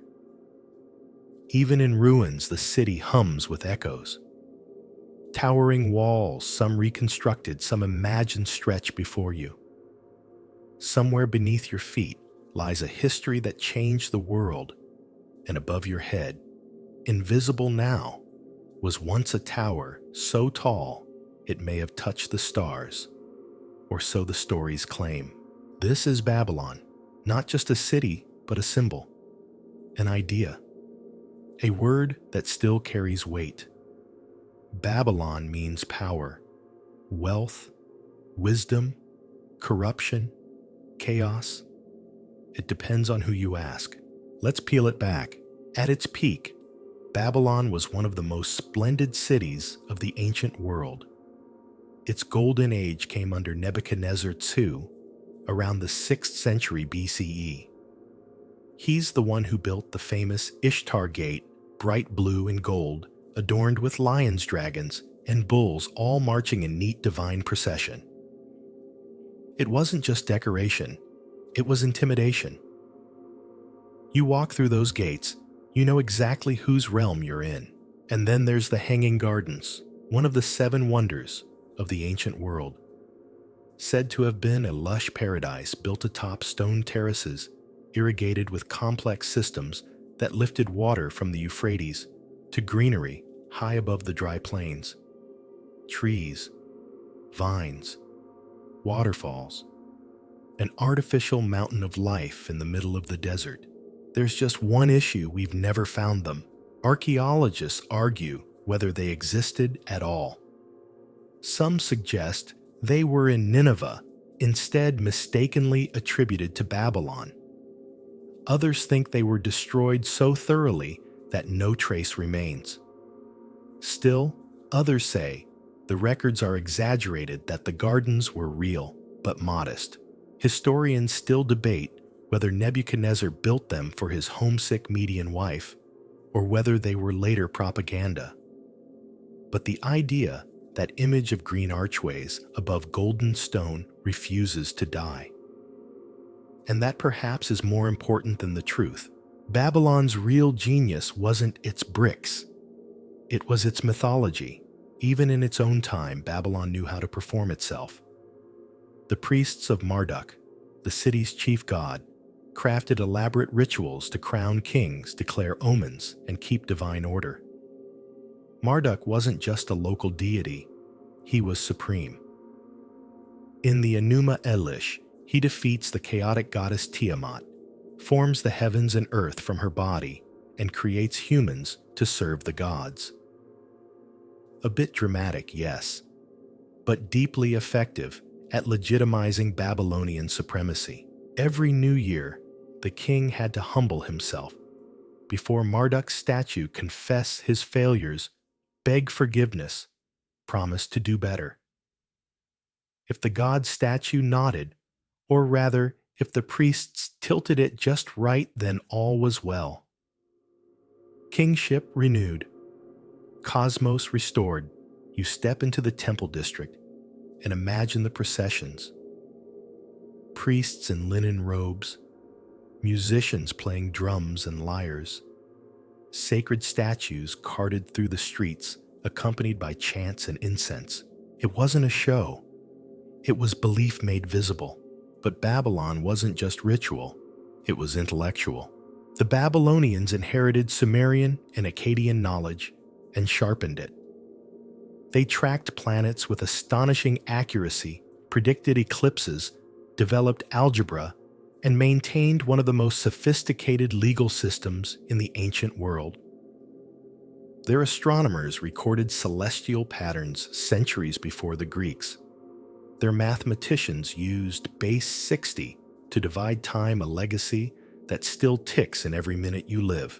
Imagine walking into the library of a Babylonian temple. Hundreds of tablets sorted by subject: medicine, math, astrology, omens, hymns. A teenage apprentice muttering through a lesson on liver divination. A priestess preparing a ritual using formulas from a clay manual. This was data. This was science. This was theology. In Babylon, they were all the same thing, because for them, knowledge wasn't separate from the divine. If a star moved, it was because the gods willed it. If a patient recovered, it was because the right prayer was spoken at the right time. And yet, within that system, there was logic. There were procedures, experiments, observation. You shake your head. They were calculating the movement of Venus in 700 BCE. They had multiplication tables. They solved quadratic equations with styluses, and yet the myths still present. That's what makes Babylon so haunting. It blended reason and ritual bureaucracy and belief power and poetry. And then it fell. Multiple times, in fact. It was sacked by the Hittites, rebuilt, taken by the Assyrians, rebuilt, razed by the Elamites, rebuilt again. Like a phoenix city, Babylon refused to stay dead, until the Persians came. In 539 BCE, Cyrus the Great entered Babylon without a fight. The priests opened the gates for him.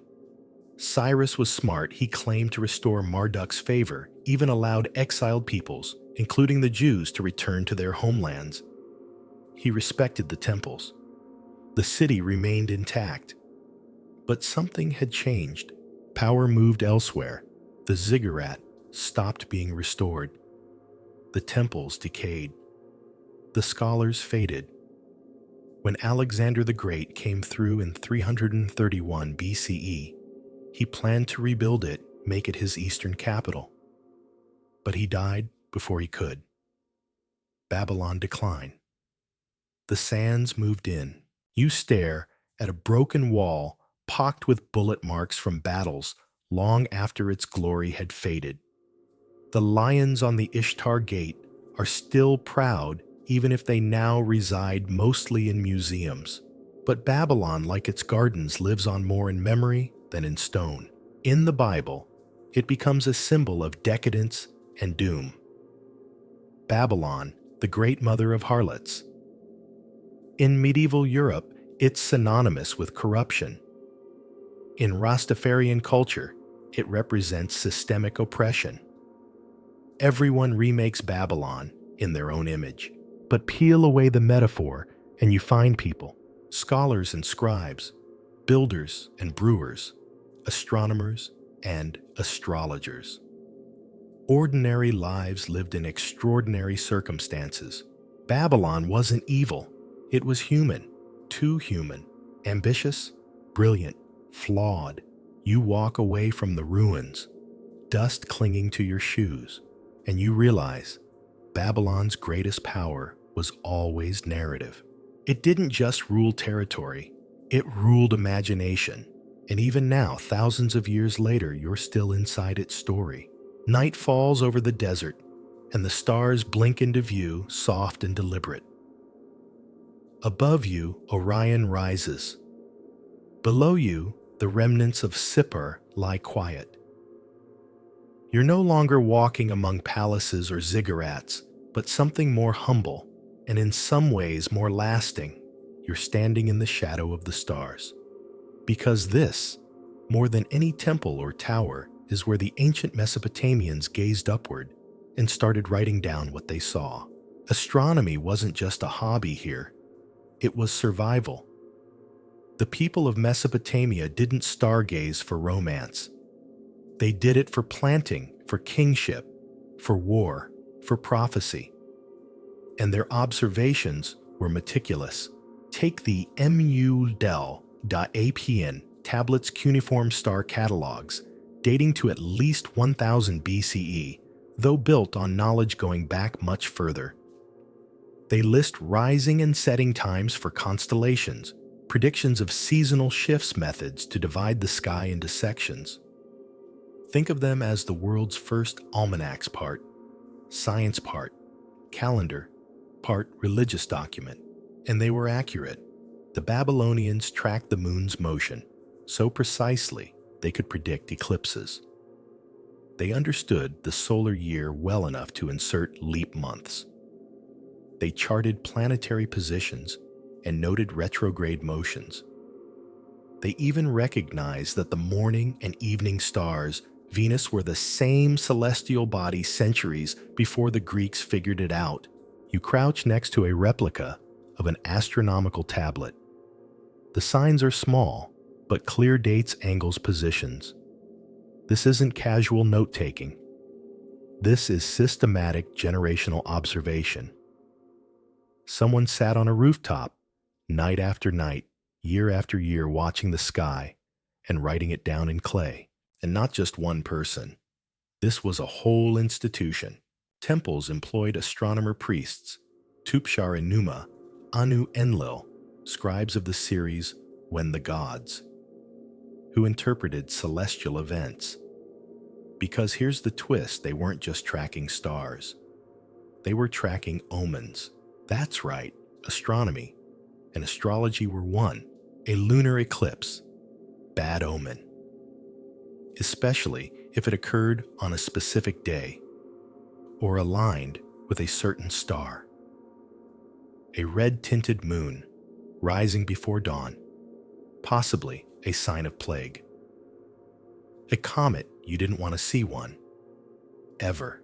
You might roll your eyes, but the logic was internally consistent. The gods communicated through the heavens. A disruption in the sky meant a disruption on Earth. And the more data you had, the better you could understand the divine message. So they recorded everything.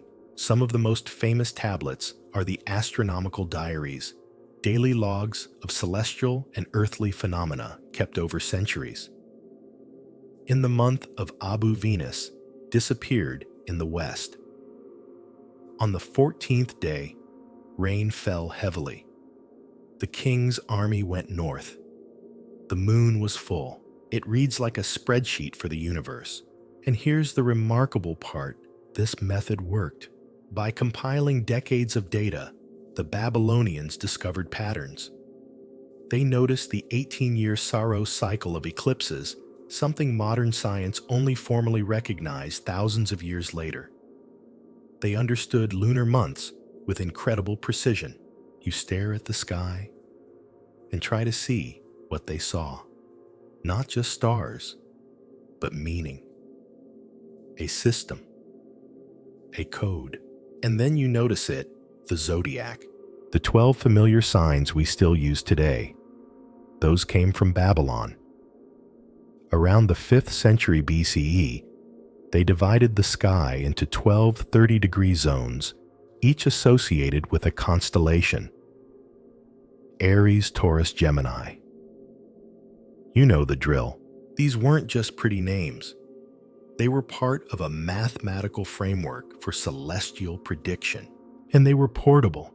Greek scholars like Ptolemy would later adopt Babylonian zodiacal systems and mix them with Hellenistic philosophy. The result? Western astrology. That horoscope you glanced at this morning, it has a Mesopotamian backbone, and the Babylonian influence didn't stop there. Their sexagesimal, base 60 number system, developed for astronomical calculations, is why we still divide circles into 360 degrees. Why hours have 60 minutes. Why minutes have 60 seconds. They etch time itself into their number system. And as if that weren't enough, they pioneered a form of geometry without calling it that. One tablet shows a trapezoidal calculation for the area under a planet's curve of motion. That's integral calculus. 1,500 years before Newton. You blink. Did Mesopotamian mathematicians invent calculus? Not quite. But they were thinking in ways astonishingly close. All because they needed to know when Jupiter would rise again. And still, amid all this brilliance, there's a fragility.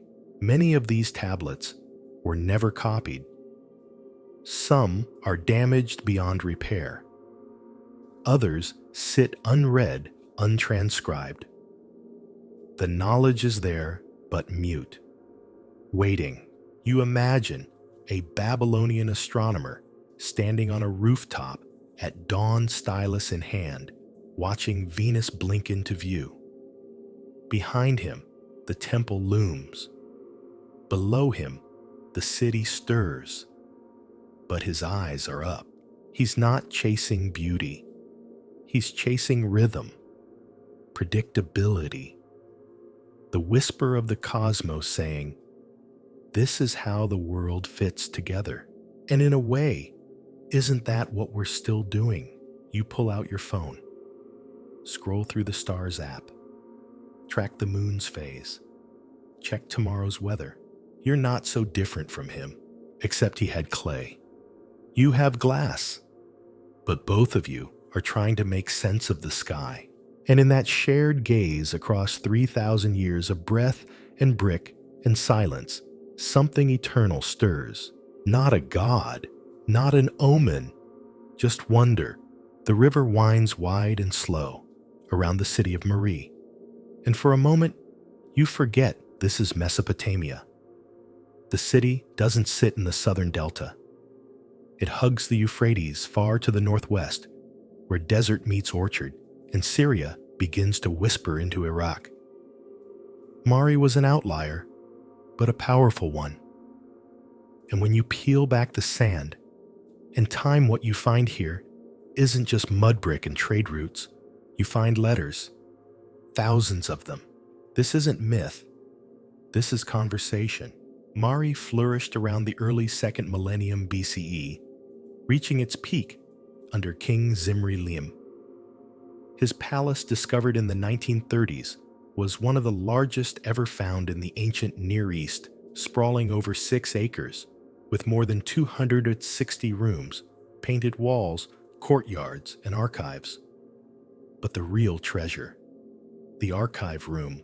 In it were over 20,000 clay tablets, correspondence between governors, generals, queens, prophets, merchants, and the king himself.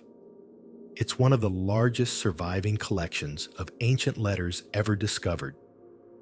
And reading them feels like eavesdropping across 3,800 years. You pick one up. It's from a regional governor reporting troop movements. Another is from a queen mother advising her son on whom to trust. A third offers bribes disguised as gifts. Some are urgent, some are petty, some are poetic. Together, they reveal something no myth ever could. These people were real. You feel Zimri Lim now, not as a statue, but as a man overwhelmed with logistics. He writes to allies. He argues with rivals. He worries about his daughter's marriages, his soldiers' morale, his god's opinion. One day, he's attending a ritual, the next managing a barley shortage. Ruler or not, he's barely keeping ahead of the paperwork. And then there's the prophets. Yes, prophets. Mari's archives contain some of the earliest recorded examples of prophetic speech. People, usually temple personnel or traveling seers, would fall into trances and deliver messages from gods. If you do not build the temple of Ishtar, one warns your reign will crumble. Another assures the king, Dagon has chosen you, and your enemies shall be dust. Some scholars argue these prophetic traditions influence later Israelite practices. The phrasing, "Thus says the Lord," is eerily familiar. And while the theology differs, the mechanism is startlingly similar. The god speaks, the scribe records, the ruler responds. But the real power of Mari's letters isn't divine, it's emotional. In one tablet, Zimri Lim's wife writes of missing him during a festival. She asks for news. She complains about a priest's behavior. It reads like something sent from a war camp to a worried partner, warm, sharp, very human. You forget sometimes, wandering among kings and gods, that ancient people had interior lives, that they were insecure, tender, passive-aggressive. Mari reminds you, and it wasn't isolated. Mari connected the Mesopotamian world with the Levant, with Anatolia, even with Egypt. Trade flowed through its gates, timber-tin lapis oil wine. Its scribes wrote in Akkadian, but its world was multilingual. Amorite tribes moved through its valleys. Elamites sent messengers. Babylon hovered to the southeast like a storm cloud. Eventually that storm broke. Hammurabi. Yes, that Hammurabi conquered Mari in the 18th century BCE. He didn't just defeat Zimri Lim. He burned the palace. The library was baked in the fire, unintentionally preserving the clay tablets for us. Irony in ash. You stand in the remains of the palace. The walls rise only to your waist now, but the outlines are still visible. You can trace the hallways. You can feel the echo of sandal footsteps on hard-packed earth. You can almost hear the voices low, urgent, tired, and you realize something. Mari wasn't remembered for its empire. It didn't build wonders. It didn't write epics. But it wrote everything else. It documented life, not as legend, but as ledger. That's its gift. You bend over one more letter, this one unsigned. A scribe notes that the barley delivery is late again. He doesn't blame anyone. He just wants it fixed. That tablet wasn't meant for history. It was meant for Tuesday. But here it is thousands of years later in your hands. That's the quiet beauty of Mari. It shows us that ancient history wasn't just a parade of heroes and disasters. It was schedules, cancellations, family politics, boredom, hope, and it all mattered enough to write down. You step out of the palace ruins and into the wind, carrying with you not a myth, but a message. The most human moments are the ones least expected. Not the war, not the prophecy, but the letter that ends with, "Send me word when you arrive." I worry. The heat rolls off the bricks in waves, and your footsteps crunch softly as you wander through what's left of Nippur. It's quiet here, almost too quiet for a place that was once the spiritual heartbeat of all Mesopotamia. Nippur was never the biggest city, never the richest, never a political capital.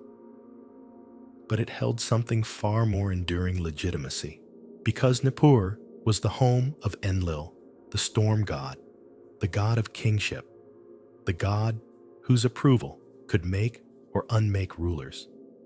If you wanted to rule Sumer, or Akkad, or Babylon, or anywhere else in this contested crescent, you didn't just need soldiers or silver.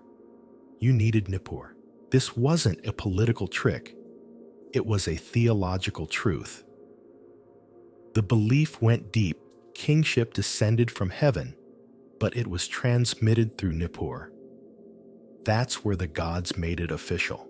You walk into what's left of the Eker Temple, the great mountain house, Enlil's sacred home. It's mostly rubble now, but archaeologists have mapped the outlines. Courtyards, shrines, storage rooms, and processional ways.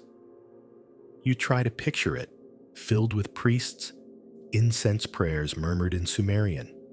This is where kings came to prove themselves worthy, not by conquest, but by ritual.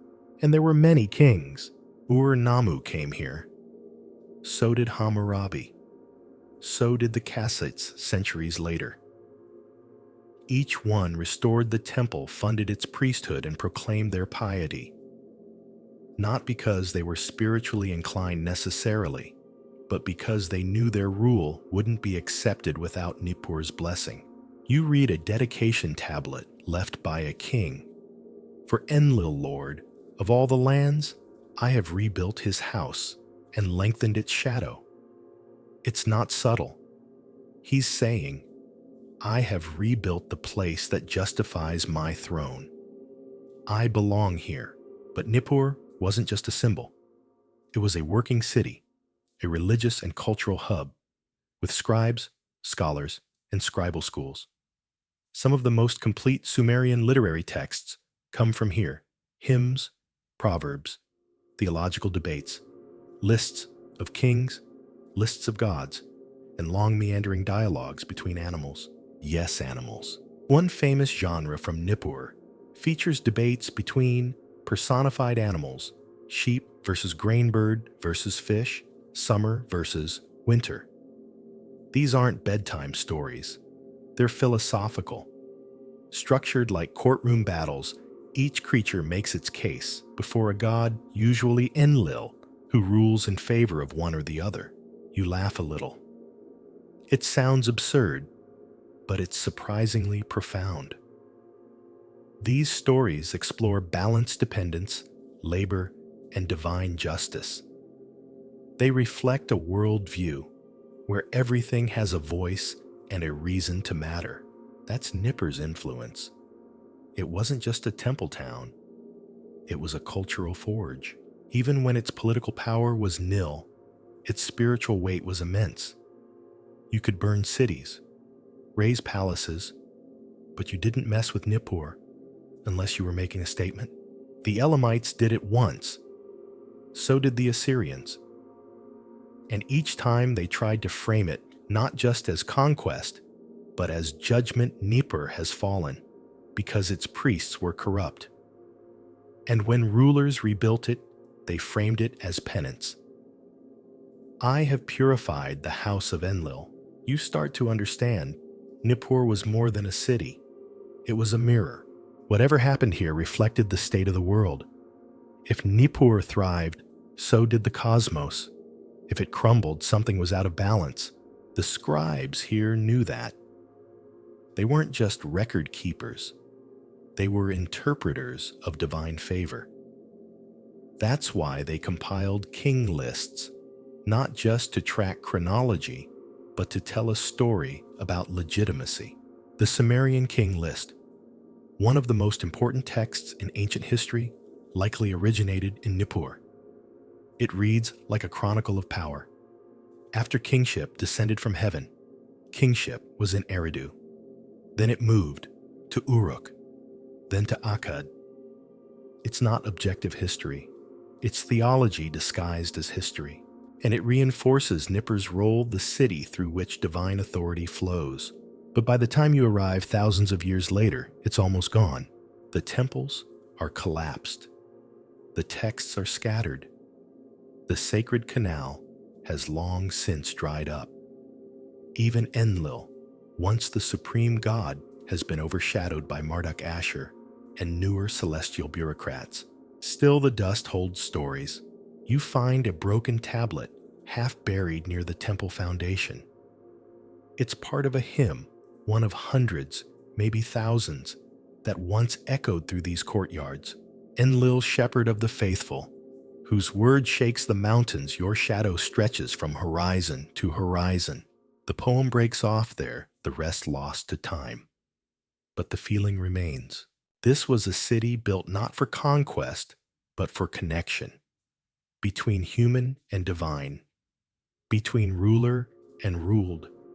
Between memory and myth. And even as the empires rose and fell, as Sargon marched, as Hammurabi legislated, as Nebuchadnezzar, gilded Babylon, Nippur stayed steady. Because in the end, power might build cities, but legitimacy, that flows from something quieter, from a dusty corner of a ruined temple, from a line in a hymn, from a place where even kings bowed their heads and said, "I am nothing without this." The ruins stretch out before you, like bones drying in the sun, unremarkable at first glance, but you feel it the moment you step into them. This place is older than legend, older than writing. It may be the oldest city humans ever built. Welcome to Eridu. It doesn't look like much now. A few dusty mounds, crumbled foundations, a ruined ziggurat reduced to a low rise. No statues, no golden treasures, just silence. But here, according to Mesopotamian tradition, is where it all began. The Sumerians believed Eridu was the first city. Kingship descended from heaven, and kingship was in Eridu, says the Sumerian King List. Before Uruk, before Ur, before empires and codes and gods with backstories.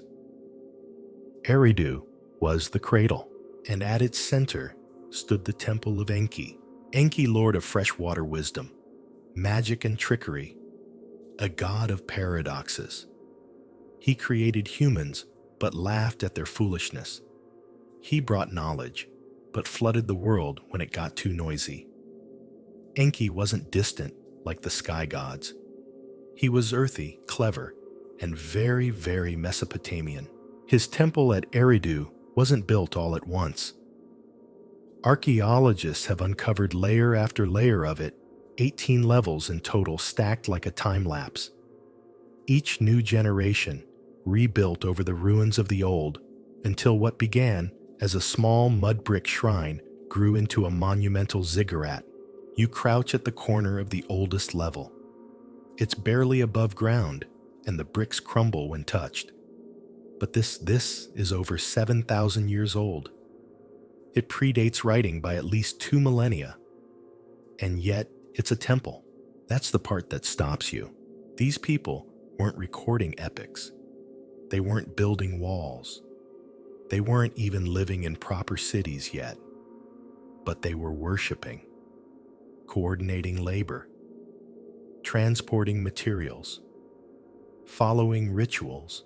Religion came before civilization, or maybe it was civilization, because to build something like this, again and again, you need structure, belief, memory, a community that says, yes, we come back here. Yes, this place matters. Eridu didn't rise from random huts. It was centered. You walk along the edge of the ancient canal, now long dried. It once linked Eridu to other settlements, allowing boats to move grainfish bricks. Even before cities had kings, they had trade. They had flow. And yet, despite its sacred stature, Eridu didn't last forever. By the 3rd millennium BCE, it was declining. Other cities, Uruk Nippur, began to eclipse it in power. The temple was still revered, but fewer and fewer pilgrims came. The Ziggurat began to crumble. The priests stopped rebuilding. Eventually, the city emptied out, but its memory didn't fade. In later myths, Eridu became a symbol. It was the site of the Abzu Enki's underground freshwater realm, a source of life, a mystical space where the boundaries between gods and humans blurred. The city took on a spiritual gravity. Even when it no longer functioned, it inspired. One myth even says that Enki prevented the destruction of Eridu during the Great Flood, not because it was powerful, but because it was first, sacred, off limits to divine wrath. And you can feel it here. The air is hot, yes, but it carries a hum, a kind of pressure, as if the soil remembers the footfalls of the first builders. This is ground zero, not for writing or kingship, but for intention. That's what Eridu was, the first intentional place. You wonder what it looked like at dawn. The soft light brushing the temple walls, fishermen dragging nets through canals, a priest stepping into the shrine, barefoot bearing an offering. No epic, no empire, just rhythm. You try to imagine their prayers. They didn't write them down. They didn't need to. Prayer was in the gesture, in the clay bowl of water, in the carved shell placed at the altar, in the way everyone knew to move toward the temple, not away from it. And maybe that's why Eridu endured in myth. Not because it won wars, but because it offered meaning. We think of civilization as cities, laws, armies. But the first real city, according to those who lived closest to its memory, was a temple. That tells you something. It tells you that before there were kings, there were stories. Before there were codes, there was ritual. Before there was history, there was place. A place where people gathered to face the unknown, to thank something larger than themselves, to build with purpose. And even after it crumbled, Eridu whispered, "To Uruk, to Nippur, to Babylon."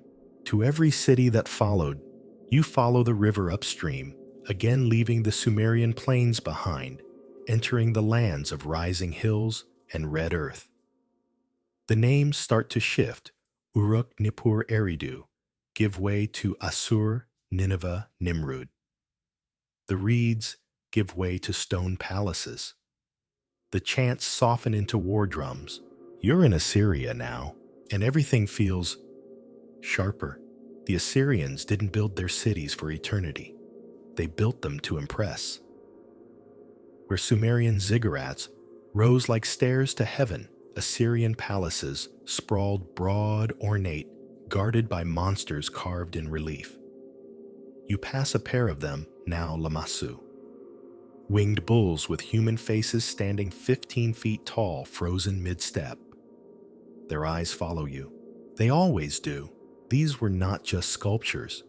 They were boundary spells. Each one whispered to visitors and invaders, "You are not in charge here." You enter the palace of Ashurnasirpal II in Kalhu, modern-day Nimrud. The walls inside are lined with detailed panels, battle scenes, lion hunts, processions, sacred trees flanked by genies. Every inch carved, every story etched in stone. You run your fingers along one panel. The king stands tall, bow in hand, a lion at his feet. It's not subtle. It's power made visible. That's how the Assyrians did everything. They ruled through spectacle, through fear, through relentless branding. Their kings described themselves as kings of the universe, destroyers of evil, the ones who tread on the necks of the wicked.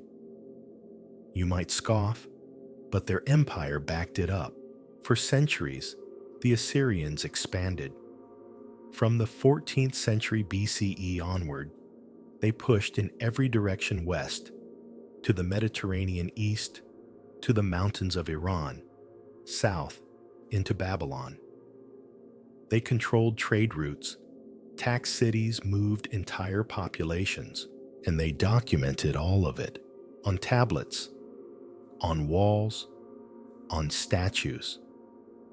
They listed tribute, recounted sieges, named every city they conquered. Sometimes they even recorded the screams. You pause at a line from Tiglath-Pileser. I engraved into a clay prism. I flayed the nobles of the city and draped their skins over the walls. Graphic, horrific, intentional. The message wasn't just to enemies. It was to everyone: obey or become a warning. But that wasn't all they were. Beneath the blood and bravado was a machine of staggering complexity. Assyria had roads, couriers, governors, scribes, spies. Their administrative system was ruthless, yes, but it was effective. At its center, the capital city of Nineveh. And there, in the palace of Ashurbanipal, the last great Assyrian king, something incredible happened. He built a library, not a temple archive, not a royal storeroom. A library. Ashurbanipal collected every text he could find: religious hymns, omen collections, medical texts, magical rituals, legal documents, and most importantly, literature.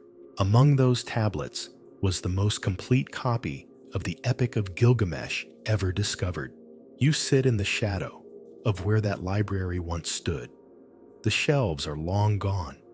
The palace burned when Nineveh fell in 612 BCE. But the fire baked the clay tablets, preserving them. When British archaeologists unearthed them in the 19th century, they unlocked voices that hadn't spoken in over 2,000 years.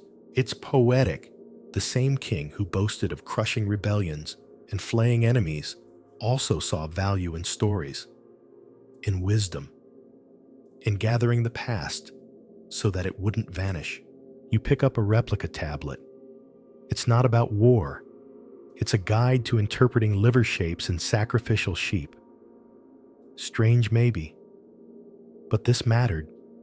These were tools of statecraft. The Assyrians didn't just conquer, they consulted. Every campaign began with omens.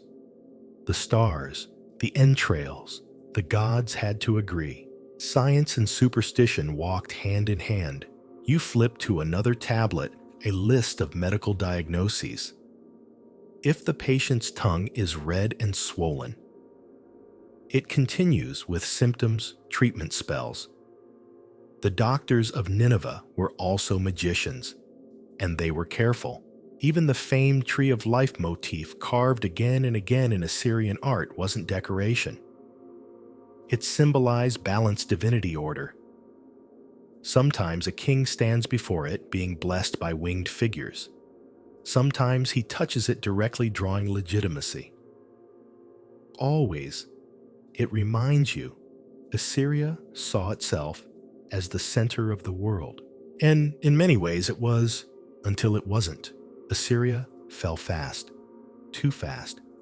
In the late 7th century BCE, a coalition of Babylonians, Medes, and Scythians tore through the empire. They burned cities, toppled palaces, shattered statues. Nineveh fell. Ashur fell. The kingship vanished. The Lamassu were buried in rubble. You walk through what remains and feel the echoes: pride, fury, brilliance, hubris. The empire that once seemed immortal was reduced to dust within a generation. But it left behind something more resilient than armies: its words, its carvings, Its vision of order, even if that order was built with fear. You can still hear it faintly in the panels, in the stories, in the quiet resolve of a library that refused to die with its king. Assyria teaches you this. That power is never just about force. It's about message, and the stories you leave behind matter more than the thrones you sit on. You leave behind the smashed stone majesty of Assyria and drift south once more back into Babylonian lands, but not to its heights. This time, you're entering the twilight, the end of something vast and old, slow, and inevitable. The temples are quieter. The clay is dry. The language is shifting. But still, people are writing. People are hoping. People are watching the skies, recording signs, and preparing for a future they can't control. You've arrived in Seleucid Babylon. The year is somewhere in the 3rd century BCE. Alexander the Great is long dead. His generals, now kings in their own right, divide the empire like spoiled children, fighting over inheritance. One of them, Seleucus Tharpnikater, takes Babylon. But instead of destroying it, he builds around it. He establishes a new city, Seleucia, on the Tigris. It's modern, Hellenistic, grid-lined and marble-faced, and yet Babylon still lives, somehow. You walk through its faded streets. The Ziggurat is in ruins, barely recognizable. The temples of Marduk and Nabu are crumbling. The processions have stopped. But deep in the corners and the shadows of decaying sanctuaries, scribes still press styluses into clay. Still write in cuneiform. They know they're the last, and yet they continue. One tablet from this era records a lunar eclipse. It's signed, dated. The math is perfect. The ritual attached less so. There are corrections, hesitations, even a note of doubt. You can feel it. The scholar knows this is obsolete, that the Greeks are using papyrus now, that the old gods have fewer worshippers. But he writes anyway. Why? Because to stop would be to let go of something sacred. You find another tablet, a prayer to Bel. It's familiar, stately, formal. But the Akkadian is sprinkled with Aramaic phrases. The grammar slips. You realize the scribe may no longer be fluent. He's copying, not composing. Like a monk in medieval Europe, transcribing Latin he barely understands. This is cultural afterglow. It's not innovation, it's survival, and it's everywhere. The great temples now share space with Greek theaters. The markets sell olive oil and wine beside dates and barley. Some local elites dress like Greeks, write in Greek, quote Plato.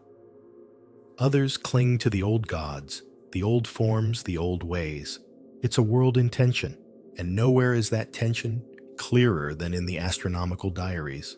These clay tablets still written in cuneiform, record planetary movements, weather patterns, market prices, even dreams.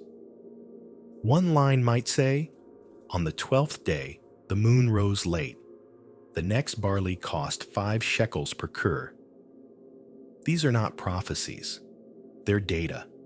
Pure, careful daily data. And they persist.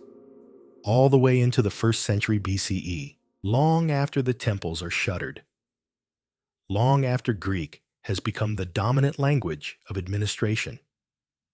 Long after no one believes Marduk is steering Jupiter across the sky. Why keep writing? Because Babylon's scribes had become more than priests. They were archivists of a civilization, chroniclers of a world that still had dignity even in decline. You feel it most clearly in the letters. A Seleucid governor writes to a Babylonian priest, asking him to explain a strange omen. The priest replies, not with fire and brimstone, but with charts, with logic. If Venus sets on this day and the moon is dark, then It's a conversation across time. Greek rulers asking Babylonian scholars to interpret the stars. Hellenistic kings relying on Sumerian math. Cultures blending, clashing, intertwining. This isn't the fall of civilization. It's its transformation. And then you see the last cuneiform tablet, dated to 75 CE. It's small, unspectacular. A copy of an old incantation, likely misunderstood by its writer. No grammar, no poetry, just repetition. A ritual echo with no one left to hear it. After that silence, the scribes are gone. The temples are ruins. The language vanishes, not murdered, just forgotten. You sit in the dust with that final tablet in your hand. It feels heavy despite its size, because it's not just a tablet, it's a period. The end of the longest continuous written tradition in human history. Over 3,000 years, gone, and yet what remains? Thousands of tablets scattered across museums and archives. Millions of words, some still unread. Myths, recipes, contracts, dreams, and more importantly, a lineage, because the Greeks learned from the Babylonians, the Romans from the Greeks, the Arabs from both, and on it went. Algebra, astronomy, medicine, administration, timekeeping. All of it passed forward, even if the names changed. Even today, every time you divide an hour into 60 minutes, you're honoring Babylon. Every time you chart the phases of the moon, every time you write something down, because you need to remember. That's Babylon still whispering, still breathing, still here. So you stand, brushing the dust from your hands, and look one last time at the place that held on for longer than anyone expected.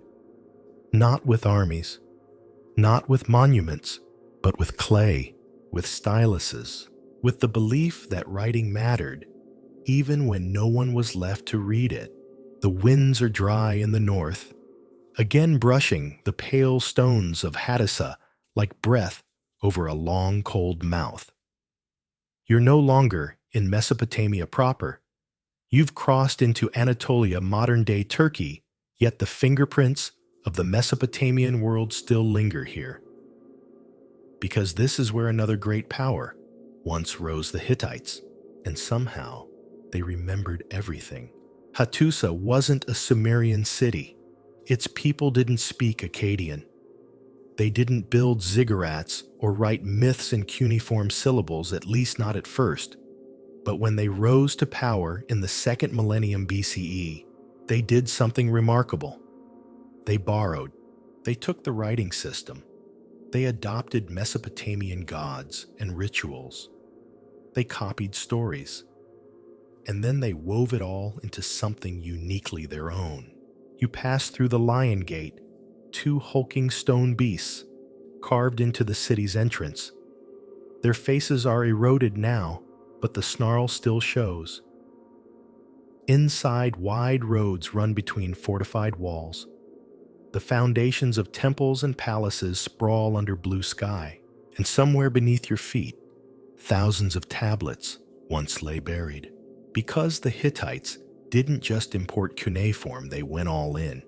They created their own archives, entire libraries, histories, laws, treaties, letters, rituals, all written in borrowed script but native voice. You find a tablet detailing the Treaty of Kadesh, the earliest known international peace treaty in history between the Hittites and the Egyptians. The cuneiform version was found in Hattusa. The Egyptian one was carved into Karnak's temple walls. 2 sides of the same promise. It's surreal. 2 ancient superpowers so often cast as mythic rivals, sitting down and putting their names in clay. Agreeing not to invade each other, swearing loyalty to their gods, even arranging extradition procedures for fugitives. This wasn't brute politics. This was diplomacy. And Hattusa was filled with it. You leaf through other tablets, some dry and administrative, others startlingly intimate. One king writes to another, "May the sun god shine on your house. My messengers tell me your daughter is unwell. I send medicine." It's not mythology. It's concern. Another records an omen. If the grain grows tall and the moon is dark, the king shall triumph in the west. Not fact, not fiction. Just belief grounded in observation and worry. But what made the Hittites special wasn't just their archives. It was their synthesis. They were cultural curators. They took Sumerian epics, Akkadian incantations, Hurrian songs, and blended them. Their pantheon ballooned at one point, boasting over 1,000 gods. The 1,000 gods of Hatti, they called them. It wasn't hyperbole. It was strategy. Every conquered city's deity was welcomed, absorbed, renamed, and given a temple. You stop by one of those temples now. The stones are bare, the altar's gone. But the layout is clear. This wasn't a place of domination. It was a place of translation. The priests here might offer to the storm god Tarhuns one day, then to Ishtar the next. They understood religious diplomacy better than anyone. Where other empires imposed, the Hittites adapted. Even their law codes show it. You compare a Hittite law with a Babylonian one. Babylon, if a man strikes another man's eye, he shall lose his own. Hatti, if a man blinds another, he shall pay compensation unless it was accidental. You raise your eyebrows. It's not modern justice, but it's more lenient, more human. Less about revenge, more about restitution. The Hittites valued balance, stability, nuance, but that didn't make them soft. They were fierce warriors. Their chariots rolled fast and brutal. Their kings boasted of campaigns into Syria, Anatolia, and beyond. They fought Egypt, Mitanni, Assyria, and for a while they won. But as with all ancient empires, the flame flickered. By the late 12th century, BCE, Hattusa was abandoned, possibly burned. The palace collapsed, the archives buried, the scribes silenced. The 1,000 gods fell into shadow. No one knew what happened. For centuries, the Hittites were forgotten. Their name vanished. Their language disappeared. Only in the 20th century did archaeologists start piecing it together, deciphering their script, tracing their history. It was like discovering a lost continent of memory. And through it all, Mesopotamia's shadow remained in their myths, in their tablets, in their very use of cuneiform.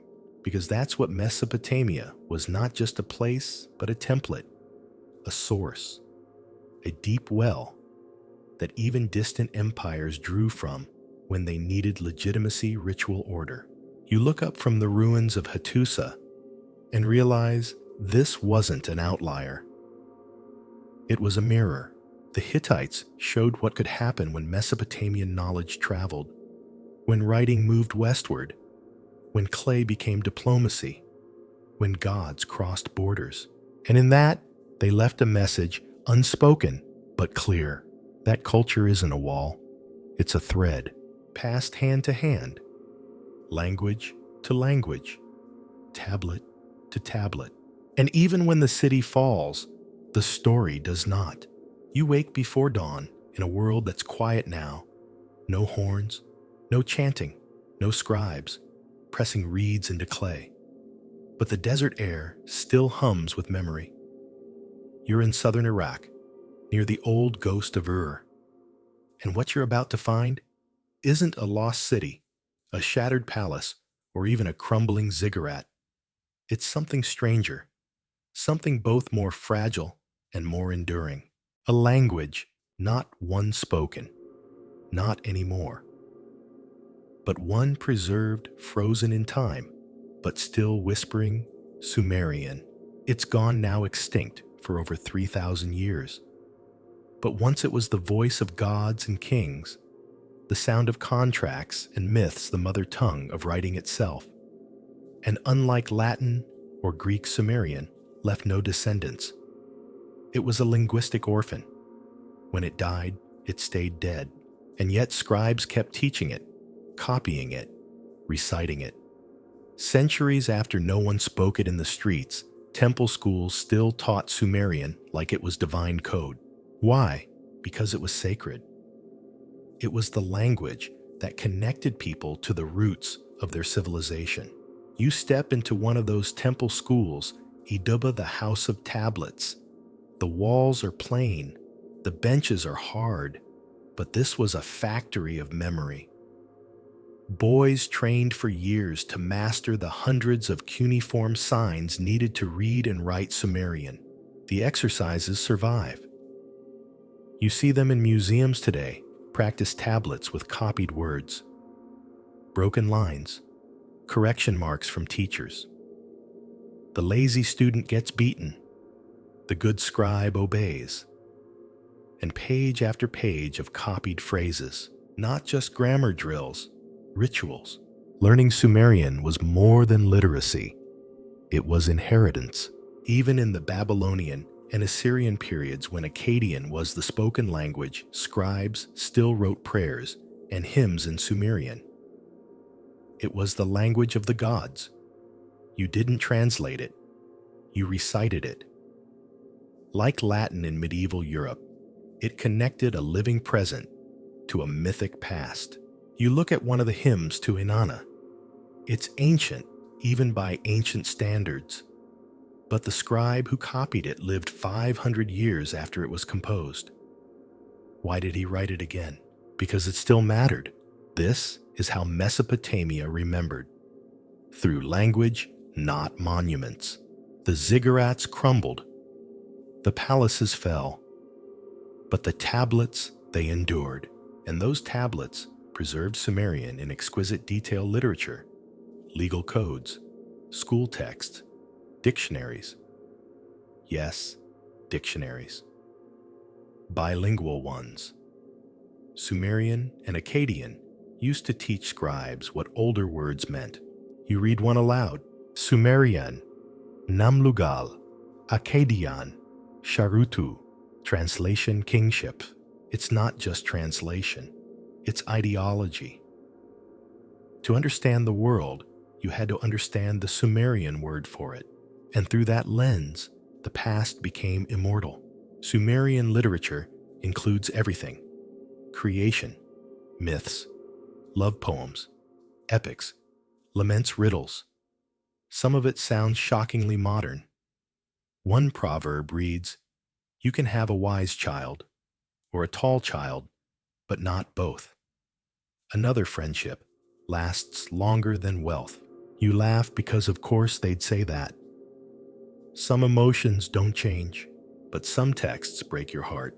The lament for Uruk describes the fall of the great city not as a military defeat, but as divine mourning. The goddess Ningal weeps. The temple walls cry. The people scatter like wind-blown leaves. You read it slowly. My city is destroyed. The temple is a ruin. The gods have left, and I am a ghost in my own house. This isn't propaganda. It's grief, written in Sumerian, recopied for centuries, because sorrow like language lingers. And here's the strange part. No one really knows where Sumerian came from. It's a linguistic isolate. No relatives, no clear origins. It appears fully formed in the late 4th millennium BCE. And by 2000 BCE, it's already on the decline. And yet its legacy was too important to erase.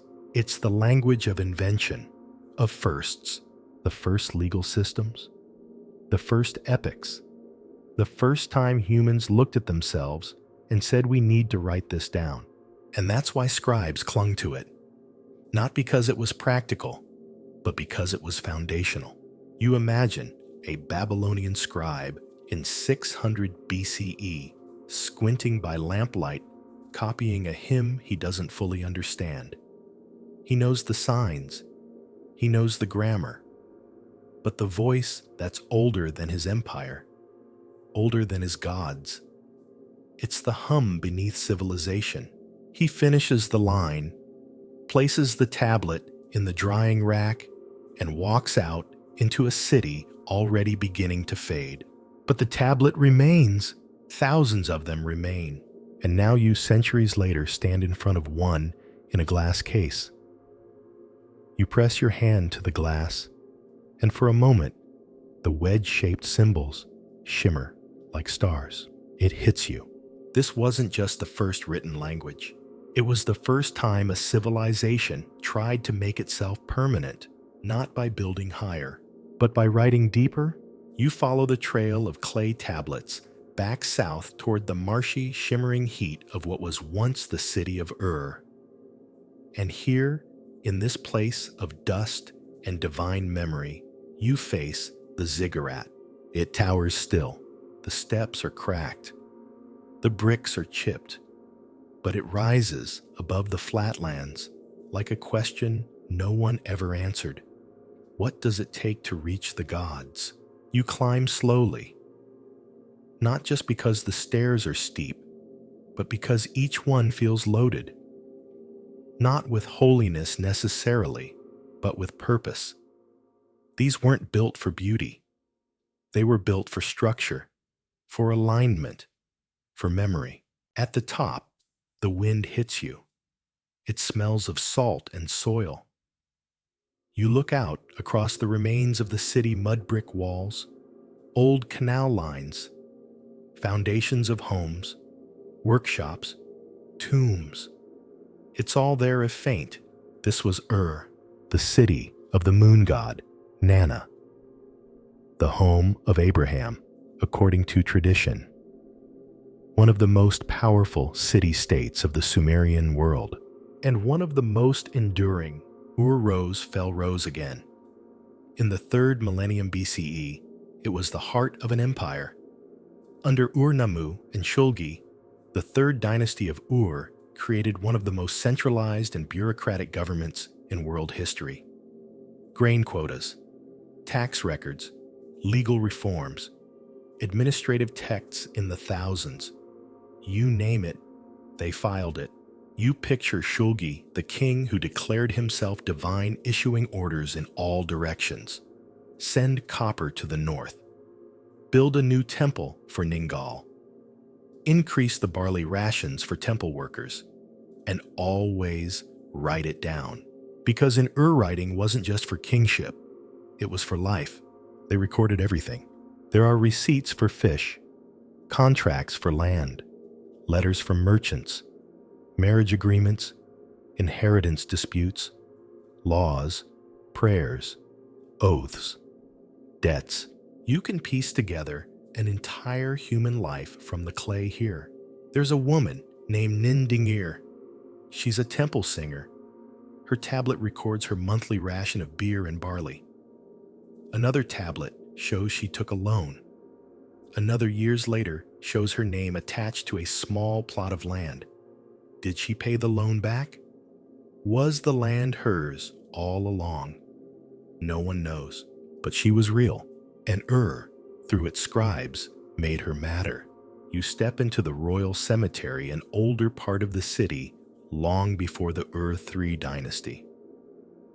Excavated in the 1920s and 30s, it revealed something shocking. Tombs filled with gold, lapis silver lyres, shell mosaics, and bodies. Dozens of bodies, retainers buried beside their rulers. Some may have drunk poison willingly. Others, maybe not. It's hard to say. But what it shows is ritual, pageantry, a belief in continuity.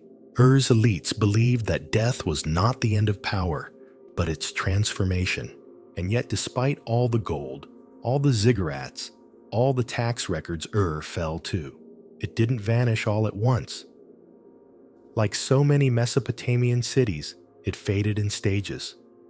Salinization ruined its fields. Trade routes shifted. The river moved. Armies came and went. By the 5th century BCE, it was empty, but its legacy wasn't.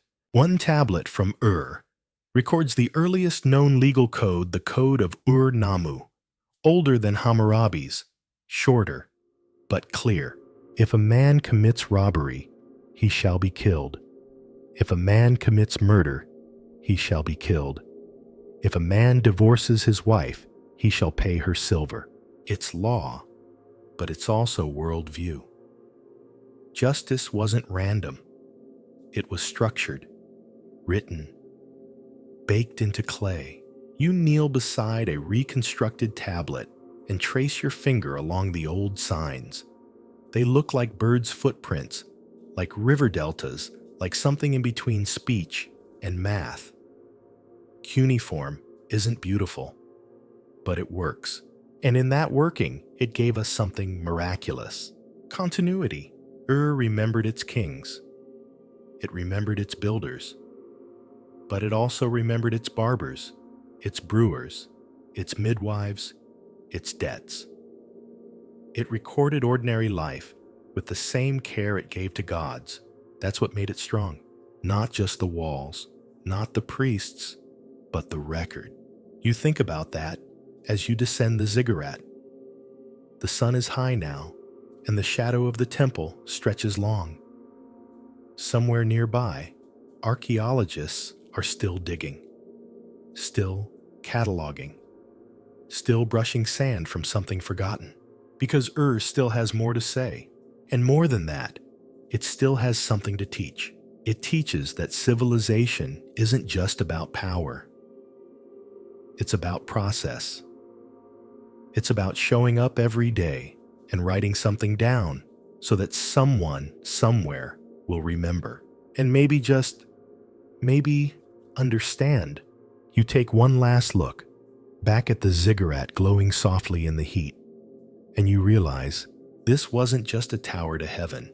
It was a foundation, a place where humanity said, we can build, we can organize, we can record. And so they did. Not perfectly, not forever, but deeply enough that we're still here, still listening, still learning from the voices in the clay. The landscape shifts once more. This time it's not to a known city or a named god. There are no tablets here, no ziggurats, no archives tucked neatly into palace walls. You're walking across sand and salt near the edge of southern Iraq and Kuwait, and what you're looking for is almost invisible. But if you dig just a little, you find it. Bits of pottery, scattered bones, charcoal stains in the earth. Not much, but enough to whisper the name Dilmun. To the Mesopotamians, Dilmun was a place of mystery, a trade partner, a mythic land, a real one, too probably centered in modern-day Bahrain and parts of eastern Arabia. And while we don't have much in the way of buildings or texts from Dilmun itself, we do have something more curious. What other people said about it. It was paradise. In the Sumerian poem, Enki and Ninhursag Dilmun is described as a land where the raven does not cry, where the lion does not kill, where the sick say not, I am sick. It's a utopia, a garden of the gods, a place untouched by time, untouched by death. And yet it was also an active hub of trade. You picture ships from Dilmun docking in stacked with copper ingots and gleaming stones, timber from the Indus Valley, exotic goods, people speaking a language we don't recognize transacting in silver and shell. They didn't write, but others wrote about them, and those writings matter. Dilmun appears again and again in Mesopotamian records, not just as a mythic dreamland, but as a customs checkpoint, a port, a necessary part of the economy. For centuries, it was the middleman between Sumer and the Indus Valley, bridging two of the world's earliest civilizations. You pause at the thought. Imagine the scope from Mohenjo-Daro to Ur, across ocean and desert, guided by nothing more than wind stars and memory.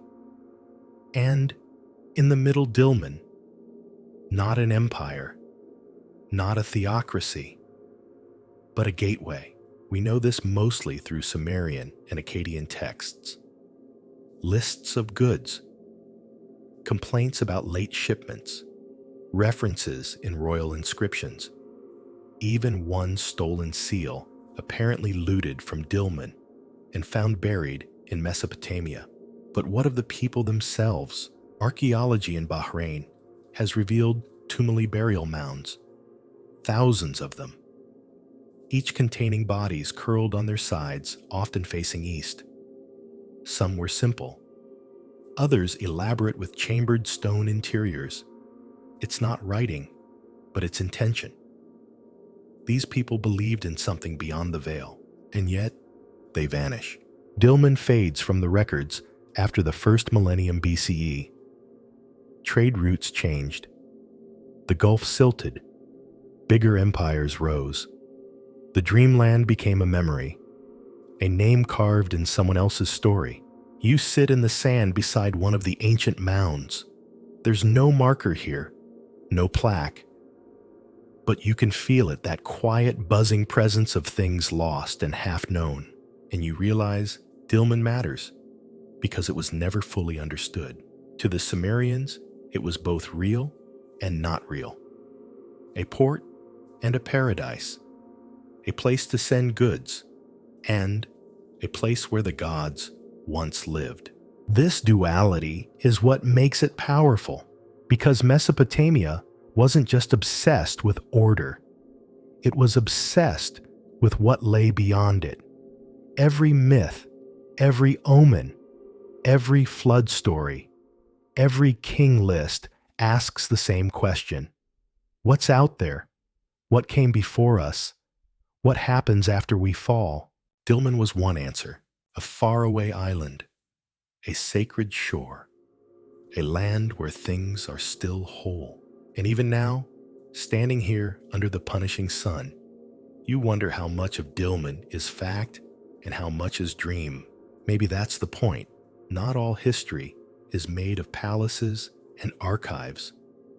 Some of it is made of longing, of silence, of a name repeated just enough times to make you believe. And in that repetition, Dilmun survives. In a Sumerian poem, in a merchant's note, in a carved seal passed down from hand to hand, ship to ship, shore to shore. Not because it conquered, but because it connected. And that's a kind of immortality all its own. You've walked through palaces, through temple courtyards, through ruined cities, broken ziggurats, buried libraries. You've stood in the footsteps of kings and scribes, traders and seers, wondering how they lived, what they feared, what they tried to preserve.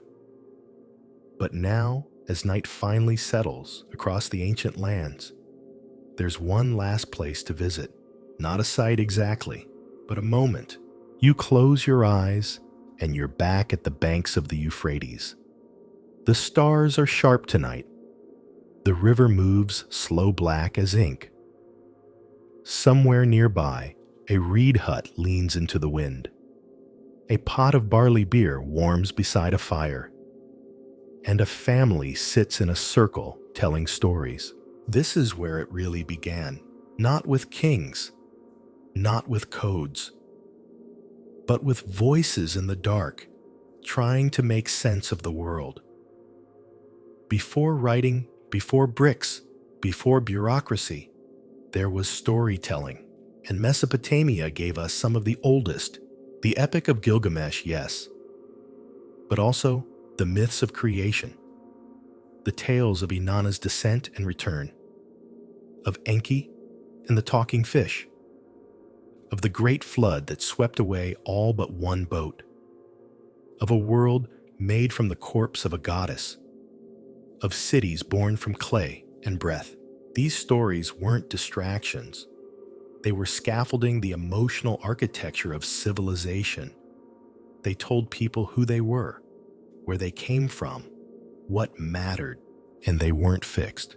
You imagine a young boy learning the Gilgamesh story from his grandfather, not from a tablet, but from memory.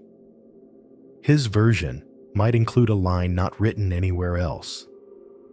His voice might shake a little as Gilgamesh mourns Enkidu. He might add a joke, a warning, a gesture. And that becomes the story too. Or a priestess singing a hymn to Inanna. Her song echoes off mud brick walls, carried by the wind, half heard by someone on the street. That person hums the tune later to their child. And so, the rhythm lives on. Even now, we tell versions of those stories.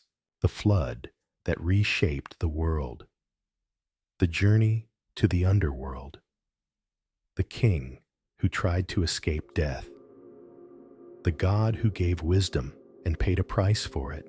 They've changed shape, new names, new forms, but their bones are still Mesopotamian. You realize the civilization didn't vanish. It transformed. The writing died. The gods were replaced. The bricks crumbled, but the ideas, they moved through Egypt, through Greece, through Persia, through Rome, through the languages of scripture and law and legend, and into us. Our calendars, our timekeeping, our taxes, our titles, our treaties, our myths, all carrying the shadow of Mesopotamia.